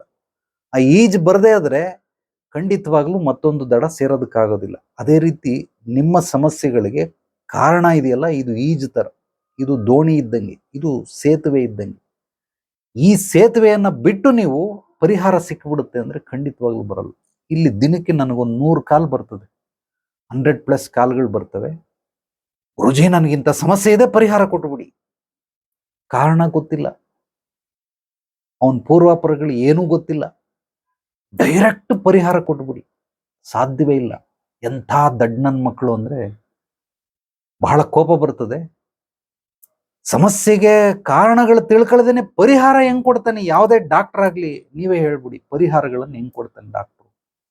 ನನಗೇನೋ ಕಾಯಿಲೆ ಇದೆ, ನನಗೆ ಡೈರೆಕ್ಟಾಗಿ ಮೆಡಿಸಿನ್ ಕೊಟ್ಬಿಡಿ ಅಂದ್ರೆ, ಪರೀಕ್ಷೆ ಮಾಡ್ದೇನೆ, ನಿಮ್ಮನ್ನ ನೋಡ್ದೇನೆ, ಮಾತಾಡಿಸ್ತೇನೆ, ಅದು ಎಷ್ಟು ಯಾವ ಹಂತದಲ್ಲಿದೆ ಅಂತ ನೋಡ್ದೇನೆ ಹೆಂಗ್ ಪರಿಹಾರ ಕೊಟ್ಬಿಡ್ತಾನೆ? ಮೆಡಿಸನ್ ಹೆಂಗ್ ಕೊಟ್ಬಿಡ್ತಾನೆ? ಸಾಧ್ಯವಿಲ್ಲ. ಆದ್ರಿಂದ ಪ್ರತಿಯೊಂದನ್ನು ಕೂಡ ತಿಳ್ಕೊಳ್ಳಿ. ಸಮಸ್ಯೆ ಬ್ರಹ್ಮ, ಸಮಸ್ಯೆಗೆ ಕಾರಣ ವಿಷ್ಣು, ಸಮಸ್ಯೆಗೆ ಪರಿಹಾರ ಮಹೇಶ್ವರ. ಈ ಬ್ರಹ್ಮ ವಿಷ್ಣು ಮಹೇಶ್ವರ ಶಿವರಾತ್ರಿ ಹಬ್ಬದ ದಿವಸ ಅತ್ಯದ್ಭುತವಾದಂತಹ ಸತ್ಸಂಗ ಕಾರ್ಯಕ್ರಮಕ್ಕೆ ಭಾಗವಹಿಸಿದ್ದೀರಾ. ನೀವೆಲ್ಲ ನೋಡ್ತಾ ಇದ್ದೀರಾ. ಇದನ್ನು ಸಾಧ್ಯವಾದಷ್ಟು ಅರ್ಥ ಮಾಡ್ಕೊಳ್ಳೋಕೆ ಪ್ರಯತ್ನ ಪಡಿ. ನಾವು ಅದನ್ನು ಅಳವಡಿಸ್ಕೊಳ್ತಿರೋ ಬಿಡ್ತಿರೋ ಗೊತ್ತಿಲ್ಲ. ಅರ್ಥವಾದರೆ 50% ಸಮಸ್ಯೆಗಳು ಬಗೆಹರಿದು ಬಿಡ್ತವೆ. ಏನು ಅಂತ ಗೊತ್ತಾದರೆ ಸಾಕು, 50% ಸಮಸ್ಯೆಗಳು ಬಗೆಹರಿದು ಬಿಡ್ತವೆ. ನೀವು ಮಾಡೋದು ಬಿಡೋದು ಆಮೇಲೆ ನೆಕ್ಸ್ಟು. ಆದ್ದರಿಂದ ಮತ್ತೊಮ್ಮೆ ಕೂತ್ಕೊಂಡು ನೀವು ಇದನ್ನು ನೋಡ್ಕೊಳ್ಳಿ. ಶಿವರಾತ್ರಿ ಹಬ್ಬದ ಮತ್ತೊಮ್ಮೆ ನಿಮ್ಮೆಲ್ಲರಿಗೂ ಹಾರ್ದಿಕ ಶುಭಾಶಯಗಳು. ಇವತ್ತು ಮಹಾಶಿವರಾತ್ರಿ ಆಗಿರೋದ್ರಿಂದ ಪರಮಶಿವ ಅಂದರೆ ಮುಕ್ತಿ ಮೋಕ್ಷಕ್ಕೆ ದಾತ. ಸೊ ಆತನಿಂದ ನೀವು ಯಾರ್ಯಾರು ಬಂದಿದ್ದೀರಾ ಅತ್ಯಮೂಲ್ಯವಾದ ಸಮಯವನ್ನು ನೀಡಿ ಈ ಒಂದು ಸತ್ಸಂಗ ಕಾರ್ಯಕ್ರಮದಲ್ಲಿ ಒಂದಷ್ಟು ಸತ್ವಭರಿತ ವಿಚಾರಗಳನ್ನೆಲ್ಲ ತಿಳ್ಕೊಂಡಿದ್ದೀರಾ ಅಂತ ಅಂದ್ಕೊಂಡಿದ್ದೀನಿ. ಎಲ್ರಿಗೂ ಒಳ್ಳೆಯದಾಗಲಿ. ನಾಳೆ ಮತ್ತೆ ಭೇಟಿಯಾಗೋಣ ಮತ್ತಷ್ಟು ಸತ್ವಭರಿತ ವಿಚಾರಗಳೊಂದಿಗೆ. ಎಲ್ಲರೊಳಗಡೆಗಿರುವ ಭಗವಂತನಿಗೆ ನನ್ನ ಭಕ್ತಿಪೂರ್ವ ಪ್ರಣಾಮಗಳು. ಸರ್ವೇ ಜನೋ ಸುಖಿನೋ ಭವಂತು. ಶುಭರಾತ್ರಿ. ಓಕೆ ಸ್ನೇಹಿತರೆ, ನಾನು ನಿರ್ಗಮಿಸ್ತಾ ಇದ್ದೀನಿ. ಓಂ ಶ್ರೀ ಗುರುಭ್ಯೋ ನಮಃ.